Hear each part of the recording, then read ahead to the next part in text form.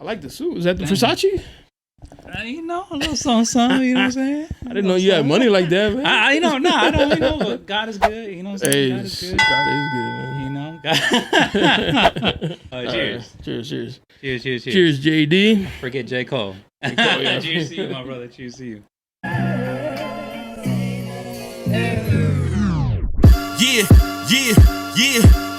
You looking for me, you can find me at the spot. Chopping it up with Jonah, we talking about what's hot on the block. Up in Dago, man, we bumping.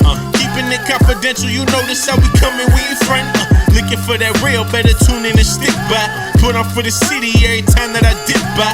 Getting to that gritty every time that we sit down. Promise you it's real every time that I get round. Welcome back, Barbershop Confidential, the podcast. Your boy Jonah. You already know. And today we got my man JD from Drinks with JD in the house, man. We've been planning this for a while. Yeah, I'm just thankful. Thankful to Shout out to West Coast Radio for introducing us and setting the whole podcast community up. You know, 100%, for sure, man. How you been? I've been good, man. I've been good. So we're good? Yeah, we're good, man. You're looking sharp, man. Thanks, my brother. I appreciate sharp. you. I like that color. Thanks. You know, like I said, man, I'm just trying to look like a delicious pistachio. You know what I'm saying? Pause, but you know. Pause, yeah. I like the watch too. Thanks. What's that little? This whole thing? Nah, it was a gift. Matter of fact, like all my watches are all gifts. Damn, you're the second person I know that says that. Yeah. Like literally, I line them all up, and it's just like, oh, my sister-in-law gave me this, or like my wife gave me this. Just people just be giving me watches, and I'm just thankful. You know what I'm saying? And I'm just thankful to have a watch collection because, like I said, matter of fact, and I'm happy because I wear them on the show on like Drinks with JD or whatever. Yeah. So I mix them up. Like some's gold, one is blue, one is whatever. So I'm just happy to, I guess blessed for people to have. Yeah, you have good people in your life. Yeah, all of them in my life. So now that we're talking about giving, right? So my love language is giving, right? I love giving. It? So for me, I give love. I give things, right? So here I wanted to say thank you for inviting me. Should I open this now? Please. It's heavy. One second. So I seen the show, a couple times. I just wanted to. Gentlemen. No. Hold on. Turn it around. Oh, you're lying. There you go. That's for you. That's for you. Great Barbershop Confidential King Jonah. There you go. This won't be touched. Nobody. And it's the whole JD thing. I used to play off. Yeah, it's like the whole Jack Daniels. You know what I'm saying? Stuff like that. It's play on. I have an interesting story about one of those bottles. No doubt. And get the plastic case. The case. So that's the ice cube. Yeah, so I had to do that, and that's it. I'm over here with no mic. Keeps the drinks cold without melting water. Of course. But I had to do it because the whole ice cube thing. You know what I'm saying? And that's it. The other stuff is for the ice cubes. Oh, okay. Yeah. But yeah, man. Yo, I appreciate that, man. I appreciate that. I wanted to come in. It's beautiful. Like I said, man, my love language is giving, so I just. As people give to me, obviously, I like to give to my friends, and I just wanted to just say thank you, show I highly appreciate it. Yeah, show my gratitude that I'm here, on BSC, you know what I'm saying, So it's not, nothing special. It is, light. Mama, I made it, you know what I'm saying? So, it's cool, man. I love your show. Thank you, man. I appreciate the support. Yeah. Nah, man, I've been trying to. You a busy man though. Well, it was like, July, I'm booked. I'm booked up. It's like August, you're all like, maybe I'll squeeze you in. Well, the whole thing of, obviously, I'm just happy that we're talking on the same, we're on the same playing field. Right. You know what I'm saying? We're like right now how we were texting, and I gave you some, hey, I'm with a lot of people, or that was funny. You know what I'm saying? But it's like the whole thing of we understand each other. You know what I'm saying? Like we understand each other overall, as in, the I don't want to say the good and the bad that comes with podcasting. Oh yeah. You know what I'm saying? The experiences and shit. Yeah. All that. And I'm kind of horrible. I'm like a double booker. Oh wow. Yes. Are you? Yeah, dude. I suck at it, bro. Yeah. It'll be times when I'm like, yeah, I'm down, and then somebody would be like, hey, you trying to do this?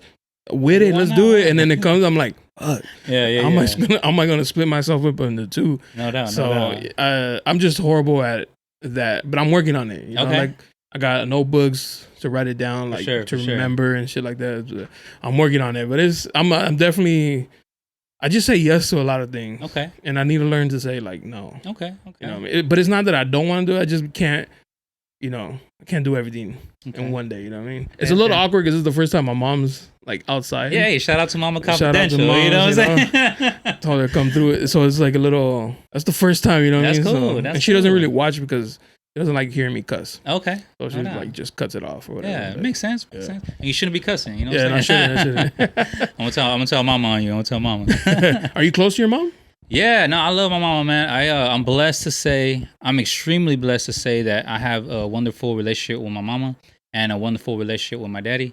Because I love them, man. Like my parents are just amazing. I love them to death. Overall, though, now that I'm 35, right?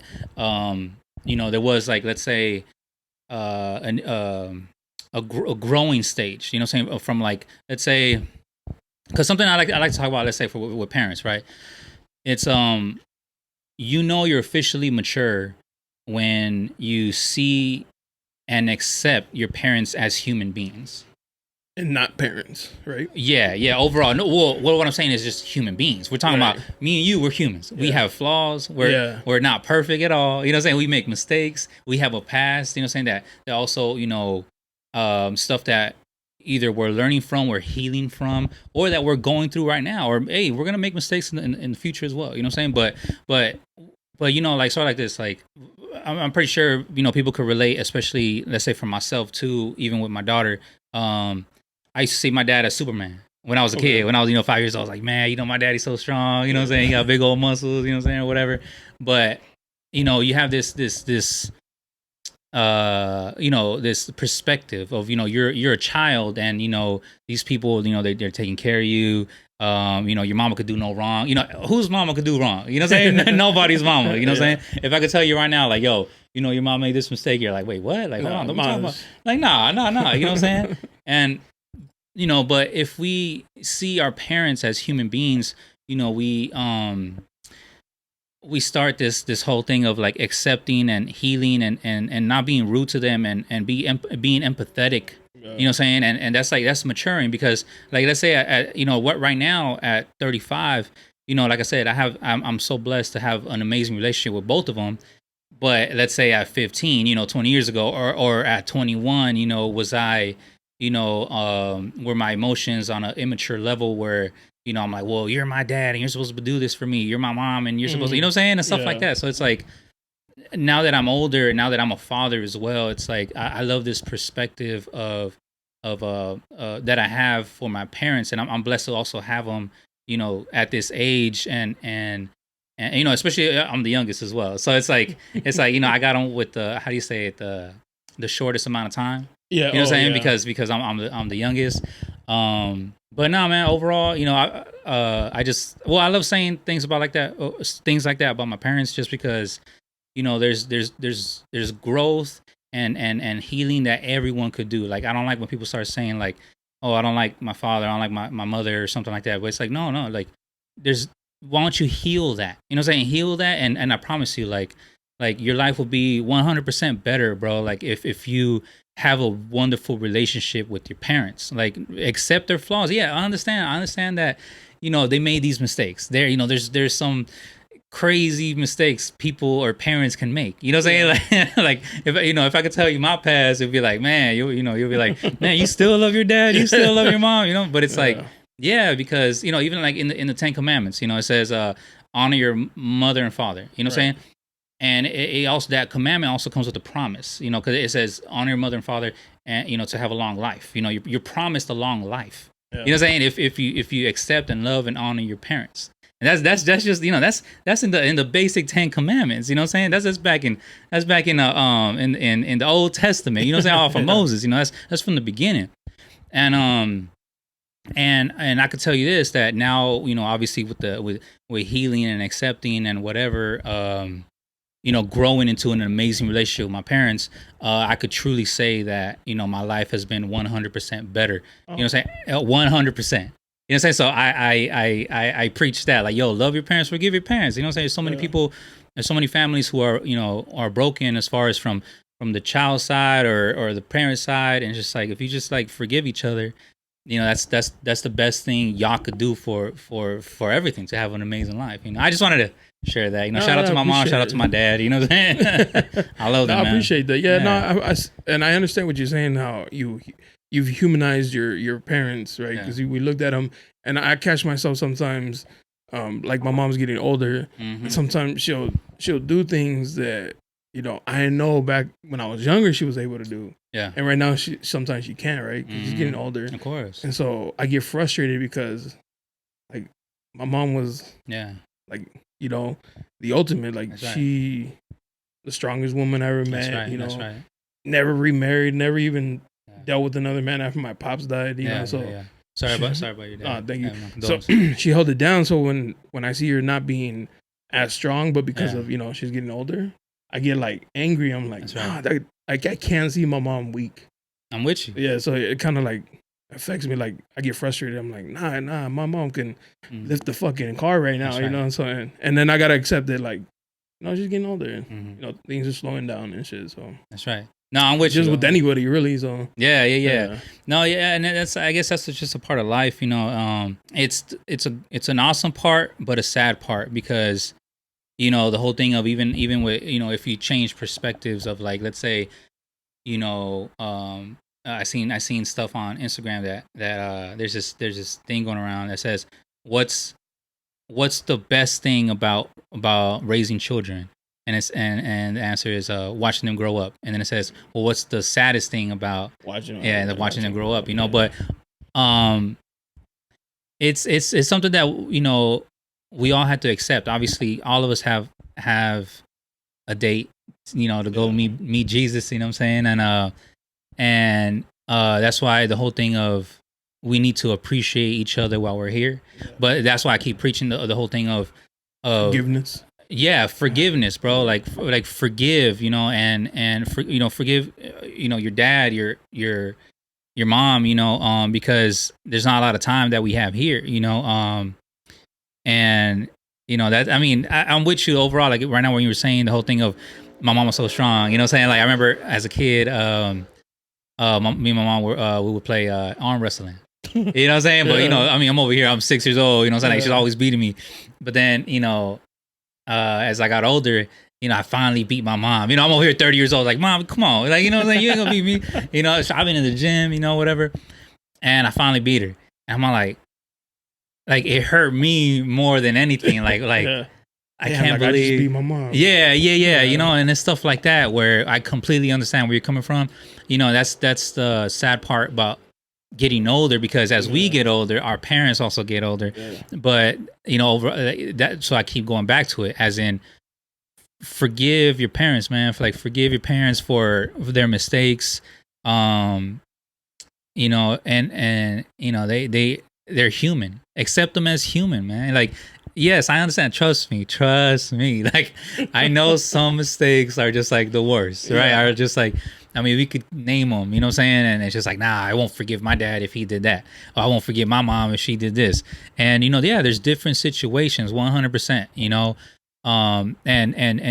and you're right on those feelings. Like, you're right to feel like that. Like, if you feel disrespected or whatever you went through. But, what kills you inside is carrying that grudge, carrying that grudge and not forgiving, because in the end, like, look, also with me, I know I'm not a perfect person, 100%. You know what I'm saying? It's accepting that, look, I'm not perfect, and I don't want, before I had my daughter, I made so many mistakes, right? So many mistakes before she was even thought of. You know what I'm saying? And even after she was born, I still made some mistakes. You know what I'm saying?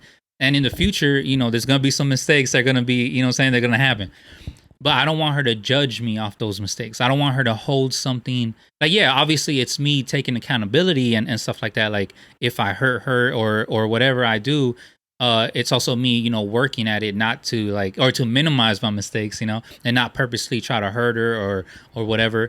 But at the same time, it's also on her to forgive me, because I don't want her to judge me off of my mistakes, and yeah, my father did some mistakes before I was born and during my lifetime, but one thing also that I love is that my father, right? My father and I, matter of fact, like for the last, I don't know, 10 years or whatever, my father and I have had an amazing relationship, right? Like literally, like yo, this is my dad. Like, you know what I'm saying? Yeah, like you know. Remember the Will Smith the Fresh Prince of Bel-Air episode where his dad comes to town. Oh yeah, remember that? And then he was all happy and shit. Yeah. But like there was this part where they were shooting darts or something at the amusement park or something like that, and then some kid goes, "Oh, he's good." Oh no, they're shooting basketball, and like his dad was making all the hoops or whatever, all the baskets, and this little kid goes, "Man, he's good," and then Will Smith goes, "Yeah, that's my dad." You know what I'm saying? Like that's my, you know what I'm saying? Proud, yeah. And it's like, you see the forgiveness, you know what I'm saying, overall, as in like, because overall, I mean, you're still connected to this person, you know what I'm saying, to these people, to your mama, to your daddy, you know what I'm saying? It's like, you're connected. No one could ever take that away from you. That's, both of them make you, your blood, you know what I'm saying? Your blood inside, that's both of them, you know what I'm saying? And yeah, you know, we all want that relationship with our parents, and yeah, you know, sometimes, like I said, there's so many mistakes, man. Like, I mean, I don't want to like name them, but like, let's say like, you know, from drug addiction or like, you know, domestic violence, you know, just stuff like that overall. And yeah, I mean, stuff that's even worse, you know, but like, okay, like let's say this, right? One thing that I always found amazing was Osama bin Laden. Right? Hold on. Let me land. Like Lex and shit. My son was like Hitler, right? Was a shout out Lex. Was okay. So overall, you know, Osama bin Laden, you know, it's all over the world in history. This man is a hated man. Correct? Okay, we could agree on that, right? Okay. I'm glad we agree. Let me land. You should definitely agree on that. Well, you agree, okay. Like, you don't have to, you know, whatever. So when the Navy SEALs went into his compound, right? You know, they did what they did, and one thing after, you know, he got, you know, the whole KIA stuff, they ended up getting all his letters, you know, computers, you know, desktops, all that stuff, just for intel. So they took it back to base, and there were letters of his daughters. You know what I'm saying? Letters of his daughters. And mind you, this is Osama bin Laden. You can't just walk around on the street talking about, I'm about to go to the liquor store real quick, about to go to Walmart. You know what I'm saying? Like, you can, like, it's Osama bin Laden. You know what I'm saying? So his daughters would send them letters from all, you know, from let's say Saudi Arabia or wherever they were, and like they were like love letters, like, "Daddy, like, I love you," you know, like, my eyes cry from the last time they saw your face, you know what I'm saying? And mind you, these are his daughters, you know, the daughters of technically the devil. You know what I'm saying? Technically the devil. If you know, for lack of better terms, you know, like, we're talking about Osama bin Laden, and then you start thinking, like, Osama bin Laden literally changed the world, right? Literally changed the world for the worst. You know what I'm saying? Like, this man affected so many lives in a negative way, right? From death to suffering to people to this day.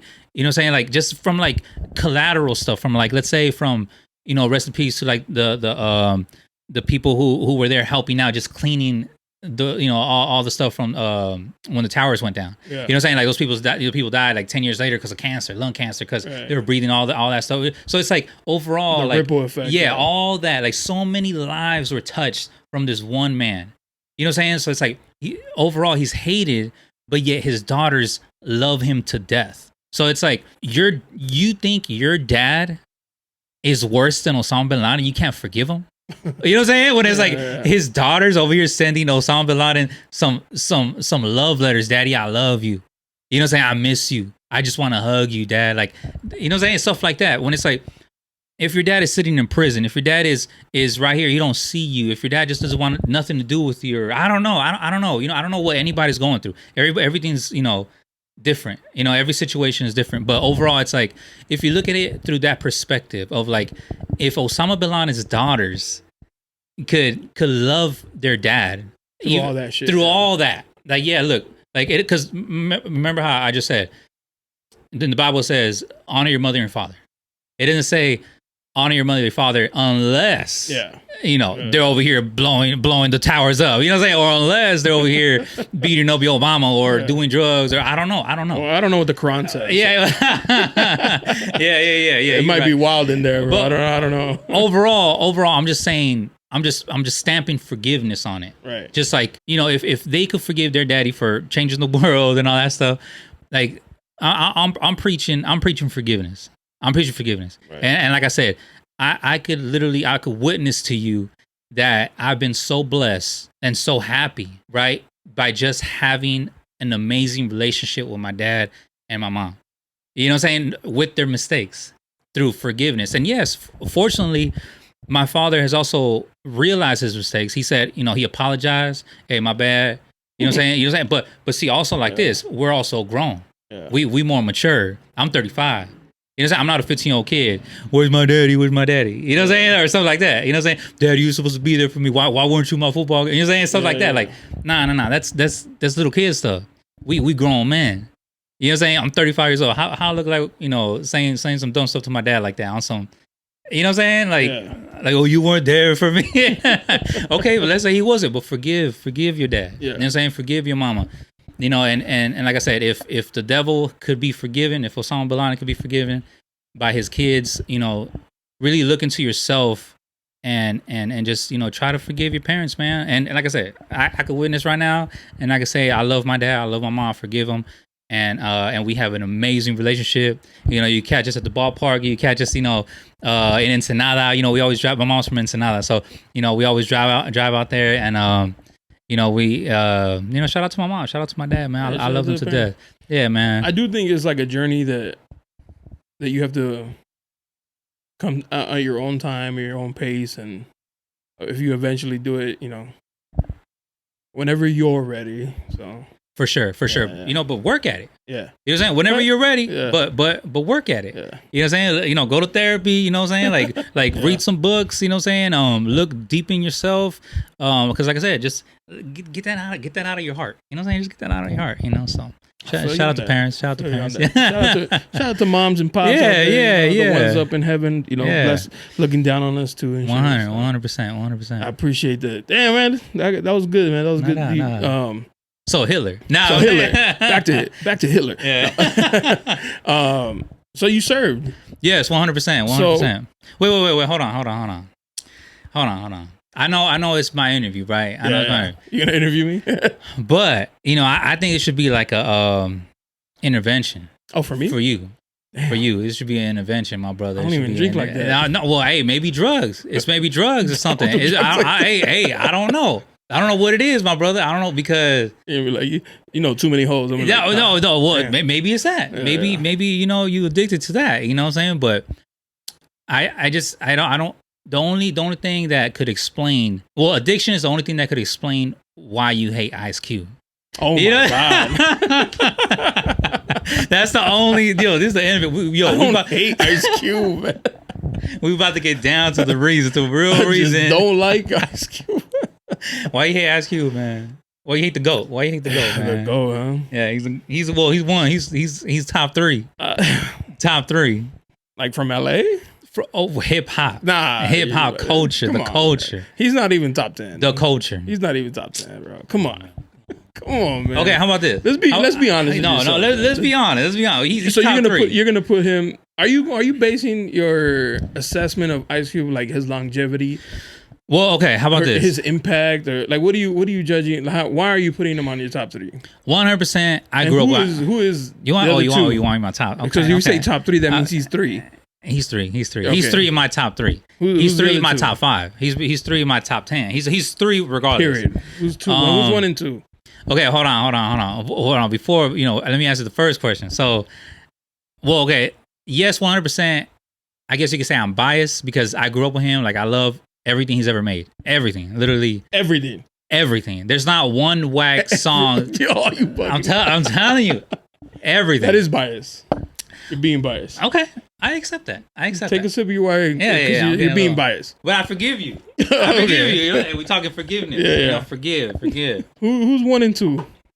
Okay, but we established that he's okay. He's one of the top. No, okay. And hey, it's weird that people don't have him on the top 3. That you don't have him on your top. Where's he at? Where's he at top 10 for you? Top 10? Where's he at for you? Not top 10. Not top 10. He may be in top 15. Wow. Now, is it because educated in his contribution and his impact on hip hop? Is it maybe that? No. But do you at least respect that he's a whole legend out here? Yeah, 100%. Okay. Okay, how about this? Just so I won't pick on you like that. Let me at least be on the same level with you, right? Let me tell you someone I hate who's loved, right? And you know what? I think this probably shock you. I really do not like. But see, look, hold on. The dramatic effect. I really do not like. No, okay. The whole thing of, I respect the impact. I respect the legendary status. I respect all that. And I even tried my best to listen to, like, okay, let me listen to all these albums. And like, it's trash. Like, just because I guess I don't have ears for it. Okay. You know what I'm saying? Like I really do not like anything Wu-Tang. Oh, wow. Anything Wu-Tang. I love How High, the movie, right, with Meth and Red, but it's only Meth. That's Wu-Tang. You know what I'm saying? Yeah. Like, I love, when ODB is singing with Mariah. Right. You know what I'm saying? But the features. Yeah, but nothing else. Nothing else. Like, I hate everything Wu-Tang.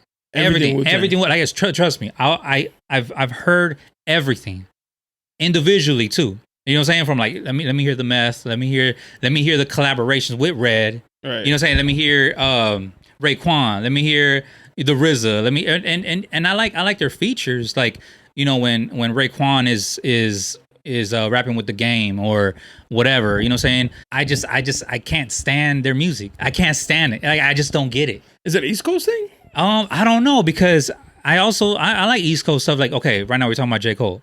Is he a East Coast, or are we talking New York? Yeah, like New York. Okay, how about this? I love Nas. Okay. It's not an East Coast thing. I love Jigga. Okay. I love Jigga. I love Nas. Yeah. Biggie. Okay. You know what I'm saying? Biggie, rest in peace. Shout out Cardi. He doesn't. You know what? You know what's crazy? I'm not that far disconnected from you on the Wu-Tang thing. Okay. They're gonna like rip us apart. Okay. I hate Wu-Tang. I low key think they're like slightly overrated. Like, okay. See, I think they came in at the right time. Okay. And like jumped into the mix. Okay.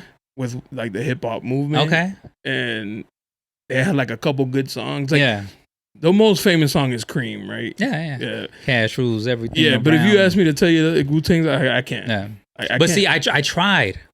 Trust me. I'll. How about this? Like, Jadakiss is cool. He's not on my top 10, but Fabulous. Oh, I love Fabulous. Yeah, like, I love his albums. I'll pick Fab over Jadakiss too. I'll pick Fab over Wu-Tang. Oh yeah. I'm gonna say this. Ready? I'll pick Cardi over Wu-Tang. Cardi B over Wu-Tang. That's New York. You know what I'm saying? Hey, yo, shout out to Fat Joe. Oh, I love Fat Joe. Okay. I love Fat Joe. Fat Joe is amazing. So that's what I'm saying. It's not the East Coast thing. Okay. It's not that. But because they're black. Wow.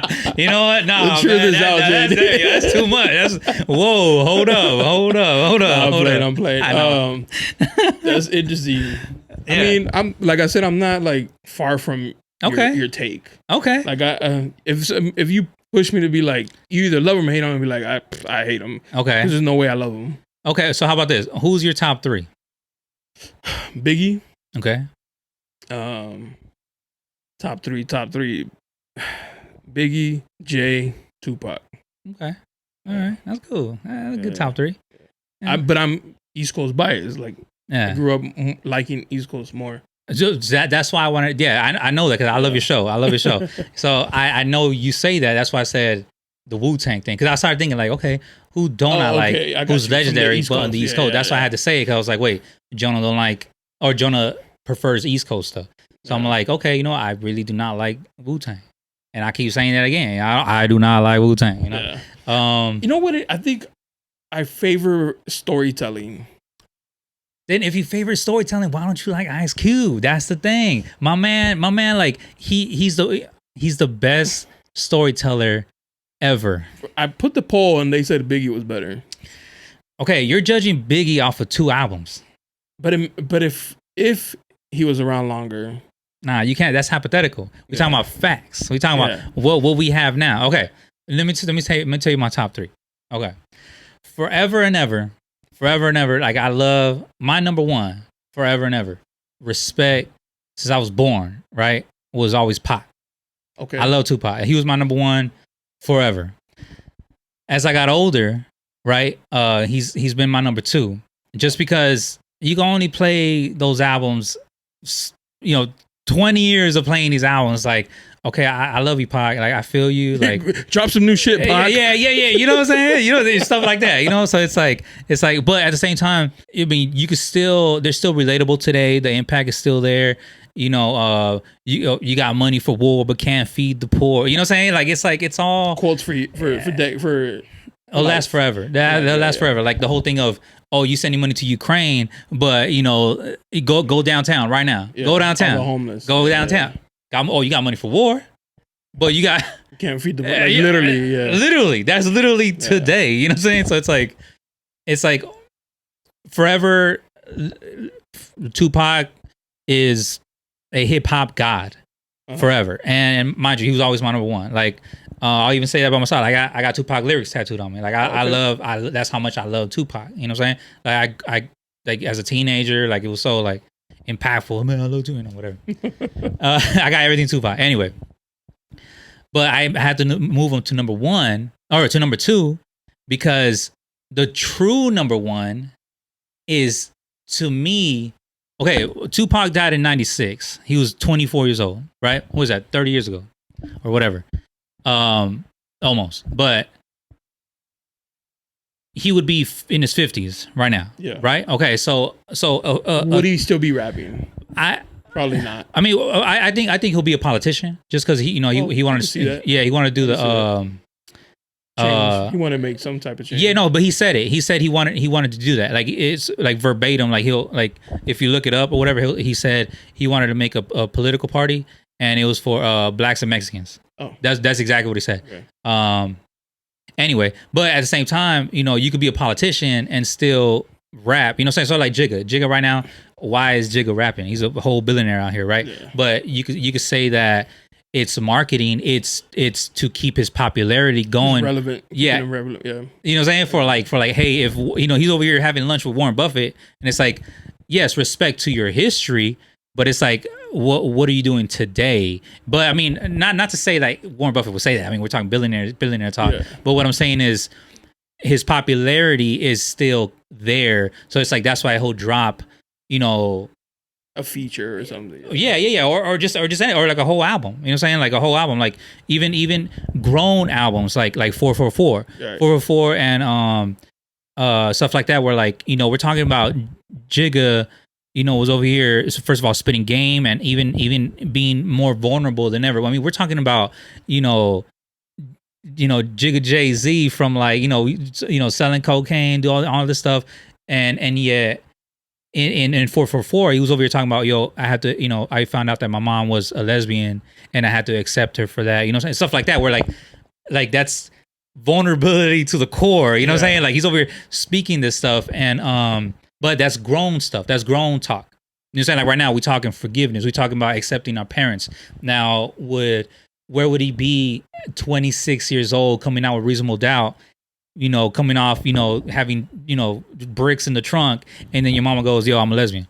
Like, whoa, hold on. You know what I'm saying? Oh, I'm from Marcy. You know what I'm saying? Like stuff like that. Like, where would you be? So it's like, with how smart Tupac was overall, and how impactful in life he was, and how he saw the world, where would he be at 50? And I do believe he'll still at least drop a feature, I mean, he won't be as appreciated. Sort of like Eminem. And the only reason why Eminem is so disrespected is because he hasn't died.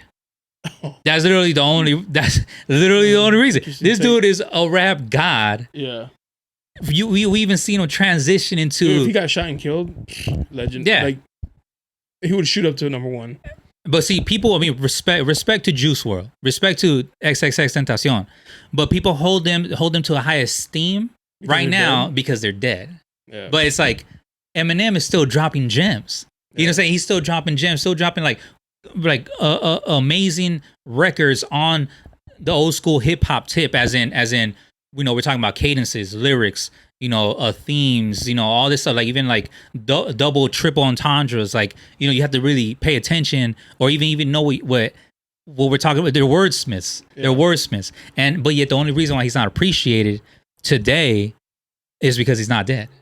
Mm-hmm. You know what I'm saying? But it's like he's a whole god out here, and it's like so overall with Pac, it's like he'll have some grown folk music, but I would still appreciate it because I'm growing with him. You know what I'm saying? So it's like I'm 35, but at 15, yeah, I love that. That California love. You know what I'm saying? Like fresh out of jail. You know what I'm saying? Whatever. Yeah. Fresh on bail, or what is it? Out on bail, fresh out of jail, California dreaming. But at 35, yo man, let me hear some of that grown folk talk. You know what I'm saying, or whatever. But anyway, so how we were talking about how I had to move him to my number 2 because we're talking about a 24-year-old rap god. You know what I'm saying, who passed away, and yes, even though he gave us gems to live forever, I feel that this rapper, my number 1, is, I don't want to say reincarnation, but what Tupac would have been. You know what I'm saying? And the number one thing I hate is that people don't appreciate my man. That people, because it's like I'm trying to guess in my head, like I don't think you'll be able to guess it. But mind you, he's grown. You know, say like Little Rob or something. Shout out Little Rob. It's Little Rob right now. Hey, let's dramatic effect. Cheers. Let's make him wait. Let's make him wait for number 1. Number 1. Mm-hmm. Kendrick? Nah, man. We talking older? Yeah. Okay, ready? Yeah. All right, I'm gonna say the rap god, the rap legend, the best, the greatest of all time. What Tupac would have been. Lupe Fiasco. Wow. I like Lupe too. His album, I forgot the name of it. What was his first album? Liquor and Beer? No. Liquor. Why is it skipping me? Liquor? Okay, but we talking.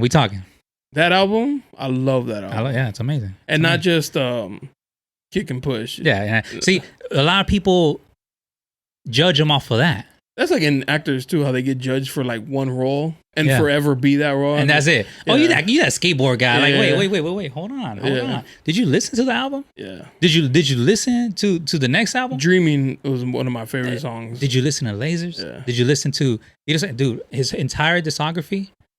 Matter of fact, he just dropped the album like in March. Perfection. It's perfection. But what I'm saying, every single album, he probably has like 8 albums or whatever. Every single one, you can see the growth. It's been there since the beginning, since Cake Push. That album is amazing. As you, matter of fact, one of my top 3 overall unappreciated hip hop classic albums that I hate that no one holds up to, like, the Ready to Die and All Eyes on Me, type level. Chronic 2001, whatever, is Lasers. Lasers, to me, that's Lupe's 3rd album. Lasers to me was so impactful. Matter of fact, I still have my merch. When that album came out, like it's hung up. Like I love that album because it was the first time when because let's say during that time, I want to say it was like when he dropped it, like 2010 maybe, I don't know. Let's just say 2010. The record label was holding it back. Right, because of the whole they're trying to screw him up with the deal, right? Like the 360 deal. We're talking about Lior, all this stuff, and it kept being pushed back, and the fans were like, and mind you, like I'm over here watching. This is before YouTube was popping like that. It was before I think people were finally transitioning to Facebook. You know what I'm saying? So I'm over here looking at the blogs, from like MySpace, yeah. Like I'm over here. Transitioning from MySpace to Facebook. Hotnewhiphop.com. Yeah. All that stuff. And I was on the blogs, like fans stormed the record label, and they were like, "Yo, it was supposed to come out today. Where's it at? Y'all already pushed it 3 times. Like, where's it at?" And Leor Cohen, he came out. He was so mad, right? Because everybody, yo, we want lasers. He came outside with the boombox. He put the album on play. He goes, okay, you want it? And he lifted the boombox and he was just playing it, the whole album. And everybody's like, oh my God, you know what I'm saying? But mind you, it's because it was highly anticipated. And when it came out, man, and even to this day, I still listen to it. Like, I love it. Like, I love everything about it. It's a classic. And I hate that it's never mentioned on the hottest or the top 5 best hip hop albums of all time. I think all those lists are based on popularity, though. Okay, you're right. Yeah, because you never see Lupe on a top 5 just because it's like it's popularity. Yeah, you know. Yeah, I think like if the sadly the day he leaves or whatever passes, they're not gonna put him. They're still gonna think like XXX Tentacion's better, and it's like he wasn't, or Juice WRLD was better, he wasn't. And rest in respectfully, peace. Rest in peace. Rest in peace. But if we're talking art, they don't touch his heel, but because they're dead and popularity. Matter of fact, even if we're talking art, even his sister, or was it his sister has even painted art, and that will be the cover of his album. You know what I'm saying? So it's like we talking art all around. That's why, and I don't like Kanye. Okay, but that's why I respect Kanye for so long, because he was like a true artist. Like, no doubt. He knew how to paint. Yeah. He knew how to draw. Everything. From beats to putting the lyrics together. I always respected Kanye. Fashion. Everything. I loved Kanye. Yeah. He got a little wild towards the end, but it could be so many things, mental health or whatever. Yeah. But that's what I used to give Kanye like a pedestal. Like, this guy's a real artist. Like Chris Brown. Yeah. Like Chris Brown, too. He's like an artist. That's right. Right. So that's right. Him too. I respect those kind of artists. Wait, so when did you? Okay, so was there a period in time where you really did not like Kanye, but you grew into liking him? No, I liked him since College Dropout. Since the first time I heard Through the Wire. Okay, wow. Okay, I was like, who is this kid on BET? Like I was like, who the fuck is this? Yeah. And then I rode with him. Yeah. And then late registration, Gold Digger, 808, 808, all that shit. And then just when he started doing like the Kim Kardashian thing. Okay. That's like my man, like DMX. Okay. I love DMX. DMX was my number one for a long time. Okay. His storytelling is he's amazing. Top 5. Yeah. When he started doing when he was like deep into his drugs and started to some of his music, I wouldn't listen to it. I was like, I don't want it to ruin the X I remember.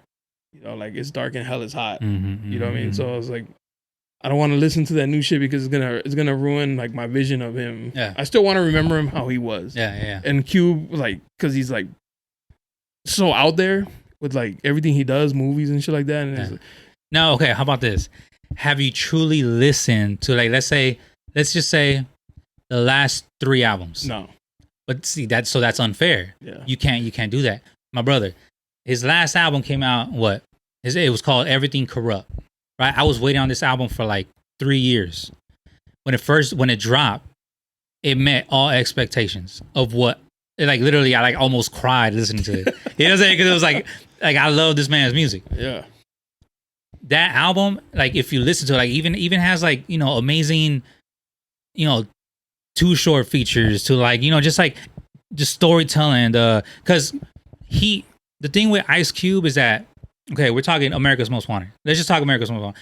Yes, respect to NWA, and you can even talk about that. But no, let's just talk about America's Most Wanted to all the way to Everything's Corrupt. When you listen to America's Most Wanted, mind you, my man, he went to New York and he got Public Enemy to do his record, right?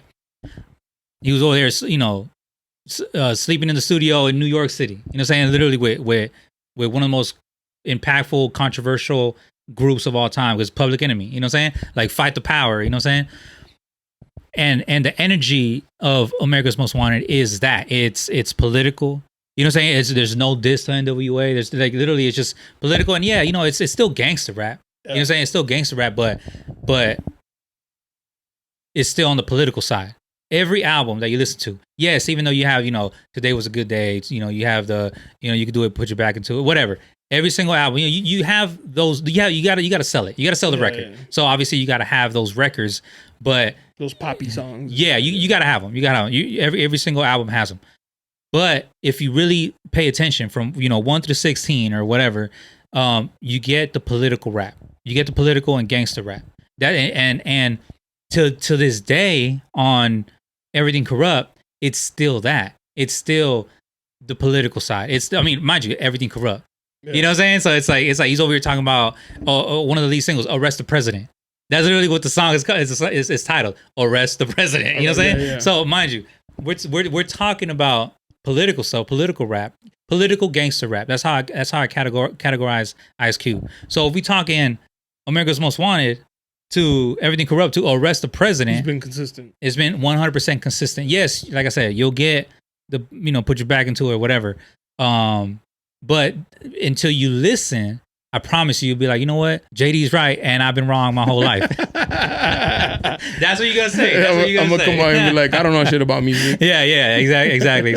So I think you should. Maybe there's like this undescribable factor of why I don't like him.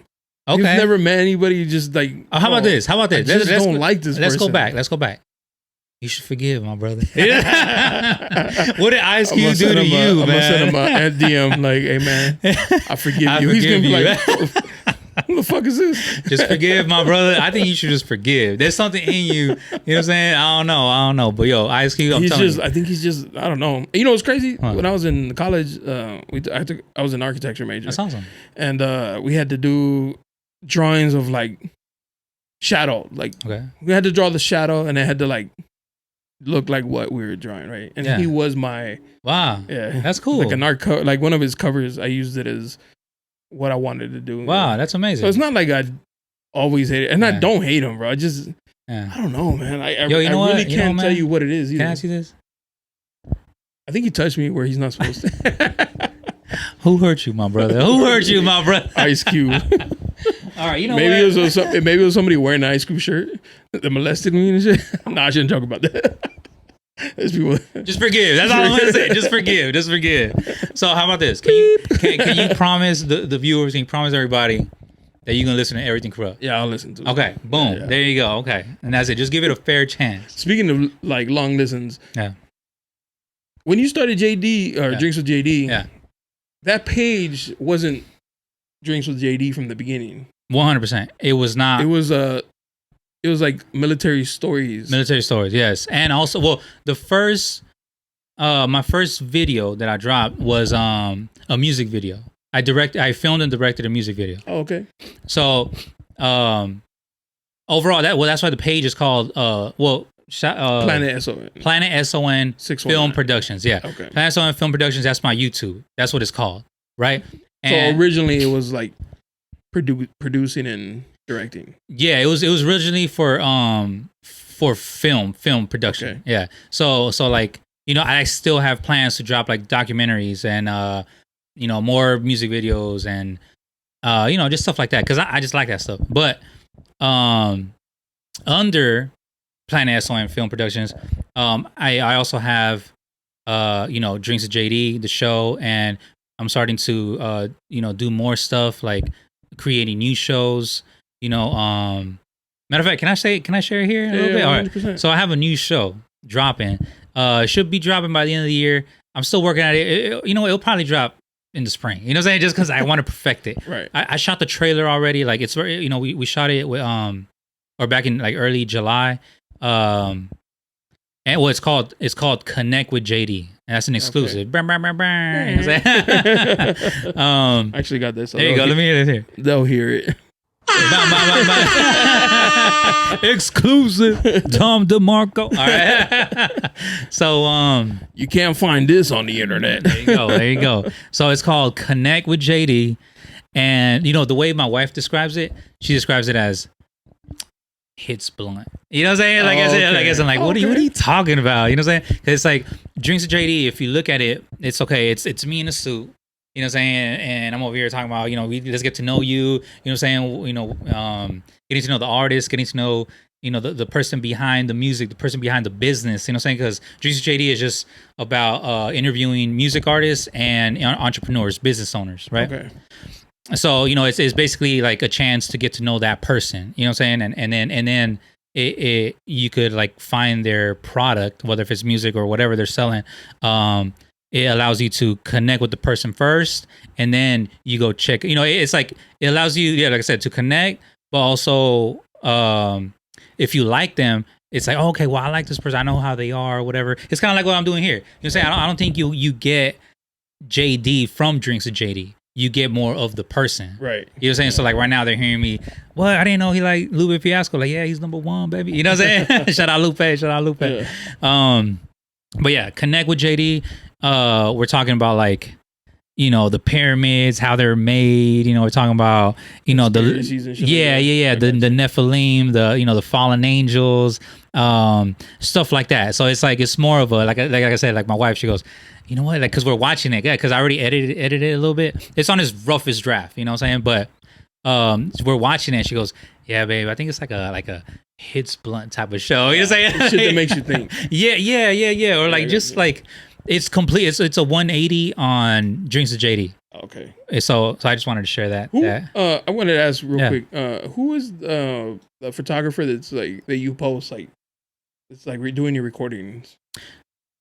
You mean that works with me? Yeah. Yeah. Shout out my wife. She's your wife. She's my wife. A photographer. Wifey. Yeah, wifey. Okay. She's so she has her own photography business, and I have the video business. So us together, like we also do events. Like let's say we film weddings, quinceañeras, whatever, all that stuff. So I'll handle the video, and she handles the pictures. Shout out wifey. Make sure you follow her. It's Shots by Tanya. So Shots by Tanya on Instagram. She's amazing. How long you been married to her? Well, we've been married for almost a year now, legally married, but we've been together for 8 years. Oh, damn. Yeah, 8 years. Right. But mind you, so we've been dating for 8 years. Is it 8 years total? 8 years total, yeah. Okay. So we've been together for 8 years total, but we've been legally married for 1 year. However, I've been knowing my wife since I was 4. Oh, wow. I was 4 years old. Like family friend? No, well, we went to church together. Oh, okay. Yeah, so she was in my, so like we're the same age. And we went to church together, Sunday school, and yeah, so we grew up in the same church, and but it's just we never. I mean, I always loved her. You know what I'm saying? Like she was the love of my life at 4 years old. You know what I'm saying? Like, yo, one day I'm gonna marry that. You know what I'm saying? I'm gonna marry that girl. You know what I'm saying? And fortunately, the whole thing of what we were talking about in the beginning. Let's say when I was 15. I was immature and maybe I wouldn't forgive my father. You know what I'm saying? It's like I was immature. You feel me? So it's like I'm just so happy we never dated at 15. Oh, because who you were then. You know what I'm saying? Or even in my early 20s. We started dating late. Like we started dating like at 27, 26 or whatever. Or 8 years, whatever. But it's on a grown up tip. Not on some, I'm 21, I have myself a little girlfriend or you probably would have like ruined it. I would have messed it up. Yeah, for sure. And knowing myself, and even like let's say even going back to let's say I have my little girlfriends at 21 or 22, 19, and it's like I was extremely immature. You know what I'm saying? I'm 19-year-old kid, no guidance, lack of mentorship, and also no sense of self. I mean, who really knows themselves at 18? Yeah, you know what I'm saying? So I'm just happy that that my wife and I had started our relationship in our late 20s. Where now we're married. We have a daughter together, and yeah, just playing house with my wife. Shout out to my wife. Yeah, she's amazing. She's my peace. She's my partner. She's truly a gift from God, man. Like I love that lady so much. So mind you, my wife is my director. So whenever you see a Drinks with JD, she's in the background. Okay. So she's filming everything. She makes sure that she's with me all the time. She's like whenever you see, she's actually here right now. No, yeah. Come here, baby. Yeah. So she's a photographer, and she's the Drinks with JD director. She's also now the Connect with JD director. She filmed all that. So shout out to wife, because fortunately we both have that artistic mind. That's good. Where like like she's an amazing artist, like overall with like with picture, with photography, with literally painting, with just a lot of things that even that she does for my daughter. Like it's like, man, my daughter has a cool mom. You know what I'm saying? Because it's like just a lot of cool things that she does as far as on the art side. But that's why I'm also curious on how my baby's gonna grow up, because she has two artistic parents. Right. You know what I'm saying? Like she watches me edit, the Drinks with JD, and she loves it, and she even has a credit. Like if you look at the credits on Drinks with JD, like she's in it, like she's in the credits, and yeah, like every single time she sees a Drinks with JD. So it's like to grow up looking at your parents be artistic and creating things, and like I'm curious to see how she'll either like would she be an artist? Hate it, yeah, or love it. Yeah, exactly. I have a cousin. My uncle and my aunt were our photographer. Well, they're retired, whatever. They were photographers, and that's where I learned how to take pictures. Oh, that's amazing. So I started doing like quinces and weddings with them. That's amazing. When I was young. Yeah. And you still do it? Oh, you said they're retired. I mean, they'll do a job if it pops up for them. Here locally? They used to. Now they live in TJ. Those my dad's sister and her husband. They had a son and a daughter. Okay. And the son was like super against wanting to take that type of life. Like my cousin, he was like, nah, I'm gonna do my own thing, just to like end up being like a photographer. Who ended up doing like pictures for like schools and shit. Like what I mean? Like like good gigs. And I was like. Yeah, the pushback was like for real. He was like, "Nah, I don't want to do this." And even their daughter is a photographer. She does weddings and shit like that. No doubt. So it's crazy how like you were saying, like your daughter may grow up like, man, dude, like, oh, my dad's on YouTube. Yeah, it's so embarrassing. Yeah. Oh my god. And then she one day is like realizes like, damn, but it's in me. You know what I mean? Yeah. That's how I felt with me. Yeah. Because my mom used to do weddings and that's amazing and shit like that, and she would make me help her, and I'm like, oh man, like, I that's don't cool, want to do this shit. Yeah. And now, like, my fiance bought me my camera a few years ago, a while ago, and then now I do photography. That's amazing, and I love it. Yeah, and I low key regret not had done it back in the day with your mama. Yeah, because I could have been, more advanced, more experienced. Yeah. So who knows? Yeah, I guess it depends on how you approach her on it. Yeah, like if you force it on her, she might have some pushback. I'm not gonna force nothing on my baby. Let her decide, and then show her why you love it or why you guys love it. Maybe she'll be like, oh, I love it too. Yeah, no, I would never push anything on my baby. I mean, education, like, yo, you gotta get your degrees, But as far as, let's say, like, okay, let's say this, I'm a baseball coach, right, for her, and we play baseball, but it's just something that I like. Look, we're gonna play something. You know what I'm saying? But it's like, okay, the season's over. What do you want to do? What do you want to do? Because on a baseball team, she's always like one of two girls. You know what I'm saying? But my baby, she's a girly girl. Very girly girl. She loves dresses. She loves makeup. She loves all that, right? So she goes, I want to do ballet. I'm like, okay, baby. Like, I don't know anything about ballet, but I would go. So now twice a week, we go to ballet. That shit's so boring. Well, I mean, she loves it. I know, you know what I'm saying? From a spectator. Yeah, okay. Because my niece did, my goddaughter did ballet, and I remember her first recital, I was like, yeah. I'm with you. I was like, she loves it. If she likes it, I love it. That's the point. Yeah. That's the point. If she likes it, I love it. So it's like, I would never want to force her to do anything. You know what I'm saying? Especially like even something that I like. Like, like I love film and I love, the whole Drinks with JD thing and whatever, but I'm not gonna force it on her. You know what I'm saying? So hey, I'm doing ballet, and if she wants to do, well, I'm just going with the flow. Just go to school. That's important to me. Just do that, and then we'll figure the rest. Yeah. That's smart. That's good. I think I mean, should be alright. Because I feel my mom used to force like. Let's do that and shit like that. Oh, okay, like you gonna help me. Yeah. Okay. Well, you can't really hate on mama for that. Yeah, I mean, because honestly, like she did a great job. Yeah. Making me who I am. So shout out, mama. Big shout out to moms. Don't tell her she's big headed. I'm glad. I'm low key glad she like I was telling one of my guests before. I was like, I learned how to do so much car shit because my mom. Yeah. Because we had like hoopties. That's right. Like well, I'm not gonna pay somebody to do it if I have a son, and I'm like, I don't know how to do it. Well, learn and figure it out. Yeah, figure it out. I was like, all right, I guess. But in some positions later on to make earn off of that. So that's cool, man. Yeah, shout out to team. Yeah. Cause it's something different, man. It's something way different. The whole being a dad. That's what I'm saying. That's why. I know because you have a daughter, right? Yeah. I'm gonna put you on the spot, Jay. Go ahead. Like, are you like machista? Like, do you feel like I'm not saying you're gonna say like women belong in the kitchen or something like that, but do you follow those traditional roles? I 100% believe that we all have our jobs to do. Okay. You know what I'm saying? So it's like, me as a father, I have to love her, but teach her, like discipline her, be a strong father for her. Because I mean, that's what we all need. You know what I'm saying? We need strong fathers, we need strong mothers, but we all play a different role. Right. You know what I'm saying? You go to mama for the hugs, like mama, you know what I'm saying? Like, ain't nothing more special than a hug from your mama.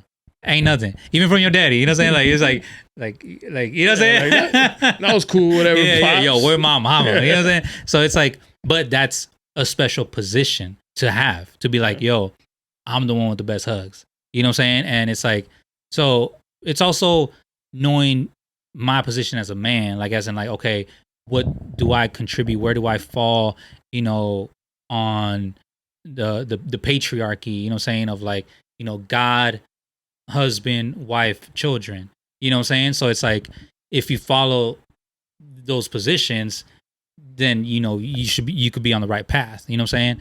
I mean, I believe I'm a strong father, but at the same time, it's the whole thing of acknowledging myself on, like, let's say my imperfections, or even learning as I go. Like, ain't no how would you say, like a blueprint or a instruction manual on like, yo, this is how you be a dad. You know what I'm saying? I mean, there are things that it's like common sense, but it's an everyday thing. I mean, I love it to death. Like, I love being a girl dad. I love being a father. It's literally the best thing that's ever happened to me. My daughter, the way she is, and how sweet she is. Matter of fact, well, my baby's name, her name is Grace. Oh, Grace. That's her middle name, right? And I gave her that middle name, and I call her my amazing Grace. Okay. You know what I'm saying? Because she saved a wretch like me. You know what I'm saying? And because, like I said, I know I'm not perfect. When I found out I was gonna be a dad, I was like, man, I gotta grow in a positive manner every single day. Even though, I mean, I'm not saying I was this bad guy before she was conceived. I'm just saying that regardless, it's go time. Yeah. You know what I'm saying? I can't sleep. I can't sleep on it as in like, I'll do it tomorrow or something like that. You know what I'm saying? Because it's like you can't do that every single. Like every day is extremely important. Every single day, especially for, I mean, you're your daughter's first love. Yeah. You know what I'm saying? So you got to show them how a woman should be respected. But that's how I treat my wife. You know what I'm saying? That's how I treat them. That's words coming out of my mouth. That's actions that I do. You know what I'm saying? So it's like I said, I'm the first love. So she's gonna learn those habits, like on her first boyfriend, her husband, whatever. Like, she's gonna allow herself to be treated in that way because I taught her. You know what I'm saying? Like the standard. Yeah. You know what I'm saying? Like, so it's the whole thing of, I have to set a standard. I have to be a better man, like every single day, especially as she grows up. I mean, we're talking about transitions from infant to toddler to, you know what I'm saying, to now school age to teenager to you a grown woman. You always need your parents. You always need daddy. You always need mama. You know what I'm saying? Yeah. Like, even like I said, to this day, like I keep asking my dad, like, hey dad, like, it's one thing that, from a mature relationship that my father and I have, it's grown. So it's like, it's grown folk, grown men, speaking to each other. You know what I'm saying? So it's like, dad, the playing field's leveled. Yeah. Point, it's not no little kid to, you know what I'm saying? So it's like dad, like I always, like me and him, we always say mentorship. We always say mentorship, right?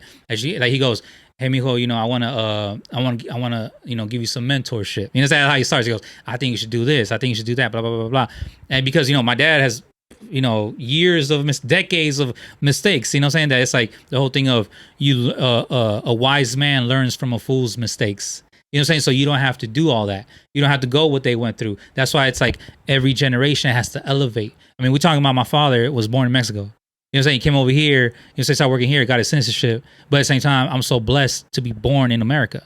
You know what I'm saying? That's like, he already gave me an upper hand. You know what I'm saying? So it's like now obviously it's up to me to continue that trajectory of like rising, so I could also have my baby in a better position than what my father was able to give me coming straight from Mexico. You know what I'm saying? So it's like, you have to understand, like a grown man has to acknowledge themselves.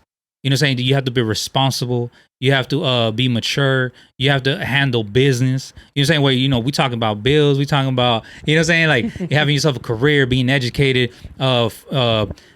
working on yourself and forgiveness. You know what I'm saying? Like how I look like being 35 years old, like, oh, I hate my dad. I hate my mom. You know what I'm saying? And then how is that going to carry over with my 6-year-old? You know what I'm saying? No, like she's over here, like, Dad, why doesn't Grandpa come to the house? Like, oh, I hate him. Okay. You know what I'm saying? Yeah, exactly. Like, oh, he didn't go to my football game when I was 15. Like, it's like grow up, dude. Like, grow up. You know, so it's like overall, like I said, it's you know, am I my cheese, you know, a macho man? You know what I'm saying? My cheese, like, you know, like those traditional roles and shit. I believe in traditional roles, because when people think about traditional roles, they think about domestic violence. They think about belittling. Because, okay, think about this. Okay. Machista, right? Yeah. Oh, yeah, you know, let's talk about 1980s, right? And you I have an alcoholic father, and he, you know, he's over here beats my mom. Oh, on the cena or whatever, like, you know, make me some food, make me dinner, woman, and it's like, yeah, stuff like that. The good old day. No, yeah, exactly. No, I'm playing. But it's like it's not that. It's more of being a grown man. Yeah. You know what I'm saying? Find your, you know, if you're not healed from something, go, hey, one of the hardest transitions, right, that anybody could go through, anybody in life, is when a boy transitions to manhood. Boyhood to manhood is 100% the hardest thing ever. Because, okay, think about this. Let me give it, I love giving analogies, right? Okay, the Titanic, right? The boat, the actual boat, right? the Titanic. Yeah. It was sinking. I don't know if you heard. I don't know if you know this. That's recent, right? That's recent. So when it was sinking, they said women and children first. Yeah. Right? Okay. The men were like, all right, I feel it. You know what I'm saying? Yeah. But remember what they said: women and children. They didn't say women and little girls.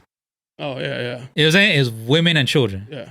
Okay. So this means that anybody considered a child. So it's like this.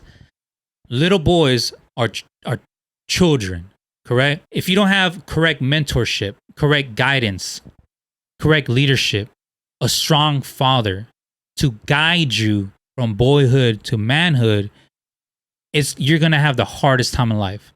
People are going to end up addicted, in jail, dead, suicide, all this bad stuff, because it's literally the hardest thing. Because, mind you, you're literally on that boat, on that safety raft. You're being cradled. Oh, here, little boy from mama, from daddy. You know what I'm saying? So now, all of a sudden, you 18. You legally a man, right? Now you're expected to provide. Now you're expected to protect. Provide, protect. You got these responsibilities. You grown. You're a grown man now. Yeah. But yeah, for 18 years, you were a child. You know, your daddy was taking care of you, paying your bills. You know what I'm saying? Your mama was feeding you.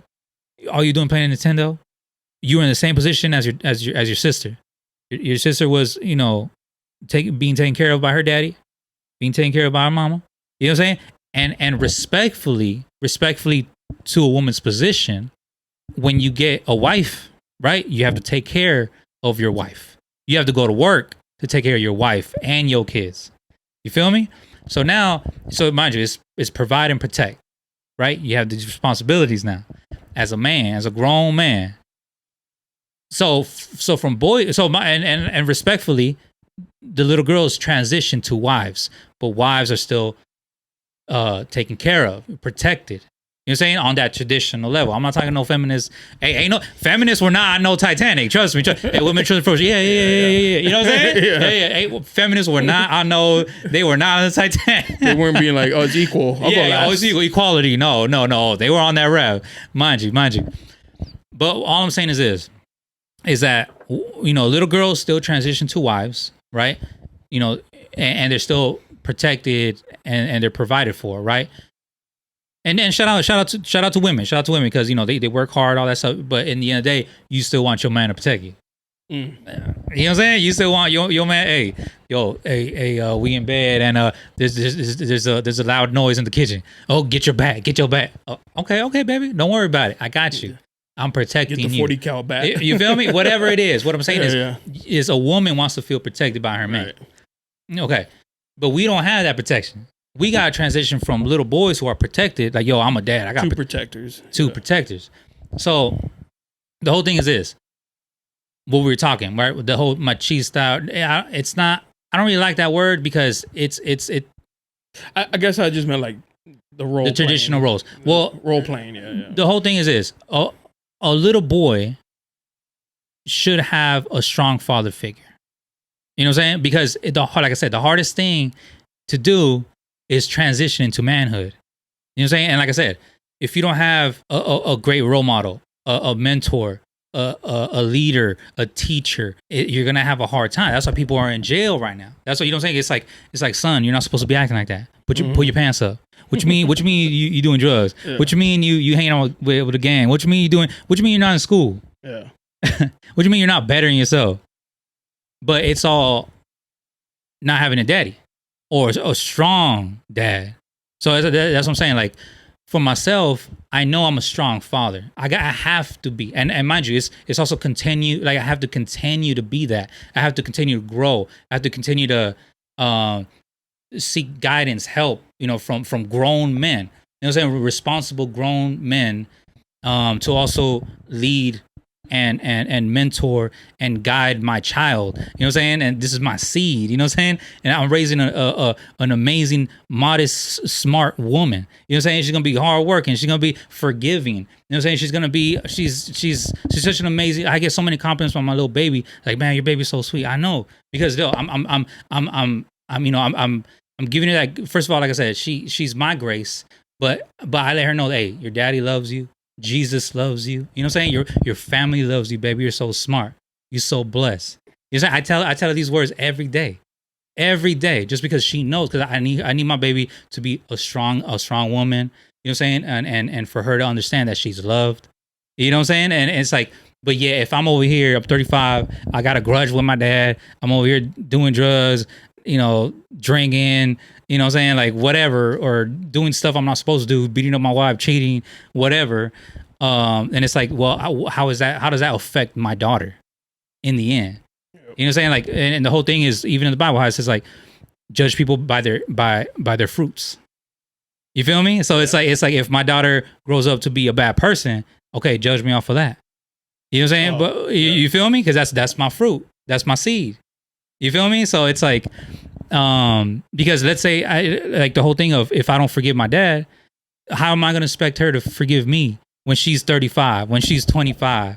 You know what I'm saying? And then to have a good relationship with me. But yeah, for since she was born, I've been hating my dad. Yeah. You know what I'm saying? So it's like I say, it's the acknowledgement of self, of a man, to be like, yo, first of all, what is a man? You know what I'm saying? Or the basic is you got to protect and provide. You know what I'm saying? And obviously, we're not perfect. No one's perfect. But work on not making certain mistakes. You know what I'm saying? Limiting your mistakes. Huh? Limiting your mistakes. Exactly. You know what I'm saying? I mean, you're not perfect. You're going to make them. Yeah. And, I'm happy also that, my daughter is also, she grows with me. You know what I'm saying? Like, she's an amazing little girl, man. I love my baby. I love her to death. I love her to death. And like I said, I told my girl, I want a girl. Yeah. She wants a boy. That's cool. She wants him to play football. There you go. And did you play football? Yeah. And it was so interesting because, like, I have friends who have kids. Mm-hmm. And, like, I'll ask them, like, would you let your son play football? And they're like, mm-hmm. I don't know, because, it is dangerous, mm-hmm. And And she was just like, he's gonna play Pee Wee football. He's gonna go to high school football, and he's gonna go to Notre Dame. You know what I mean? It's just like it's amazing, amazing goals. Yeah, it's interesting that she feels that way because a lot of moms would be like, nah, you can get hurt. Yeah, concussions. Concussions and shit like that. Yeah, and breaking a leg. Yeah. I don't even know if like parents like in my mom. Yeah. Like I don't ever think. I don't know. She never at least voiced it. Was like, I'm worried you'll get hurt. And there was. I got hurt, but I grew up like not wanting, like, typical man shit. Like, nah, I'm fine.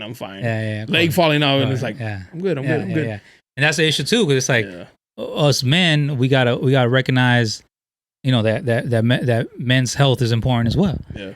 But because we grew up like that, like, I'm good. Are you? Yeah, like in every way, physically, emotionally, financially. You know what I'm saying? Mentally, it's all important. It's funny how it's so difficult for us to like admit that, huh? Yeah. To, like other people, at least to like outside of your like immediate, trust. I think you're not gonna go around and be like, oh man, I'm fucking broke as shit right now. Yeah. I mean, even with the media, like, is it? I mean, would you even tell your mama? Like right now, you were saying you were hurt with your knee, but like, mama said, "You all right?" Nah, I'm all right. You know what I'm saying? It's like, well, that's your mama. Like, you know what I'm saying? But it's hard for us because, like I said, it's a whole. I think it was the fear was she'll take it away from me. Okay. So I'd be like, no, I'm good. I'm good. I still love it. Like. Yeah. I'm with you. Because that's like when I was younger and be outside, like scraped up, cut myself. If I tell her, she's gonna be like, "Get inside." Yeah. Like, you're done for today. And Nah, I'll deal with the little cut and bruise. I'll be all right. Yeah. I want to keep playing and shit. Yeah. Nah, I'm with you. I mean, but I don't know. Too. Like, I don't think my mom was ever like, "You sure you want to play football?" Yeah. Even when I quit football because I lost passion for it, like in high school, she was just like, "Why? Like, you sure?" Like, she didn't like discourage me from quitting. She was just like. On the opposite, she was like, "No, like, oh no, yeah." She was like discouraging me from quitting instead of being like, "No, I get it. You can get hurt." Yeah. So I don't know. Like parenting is like evolved. Yeah. No, 100%. Especially with more understanding what the sport could do. You know what I'm saying, and all that stuff. But I mean, regardless, your baby boy. Yeah.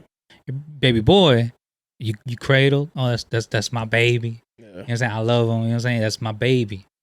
And that's what I'm saying. Some grown men get stuck into that baby role. Most definitely. Into that baby role. And you see it into like their relationships.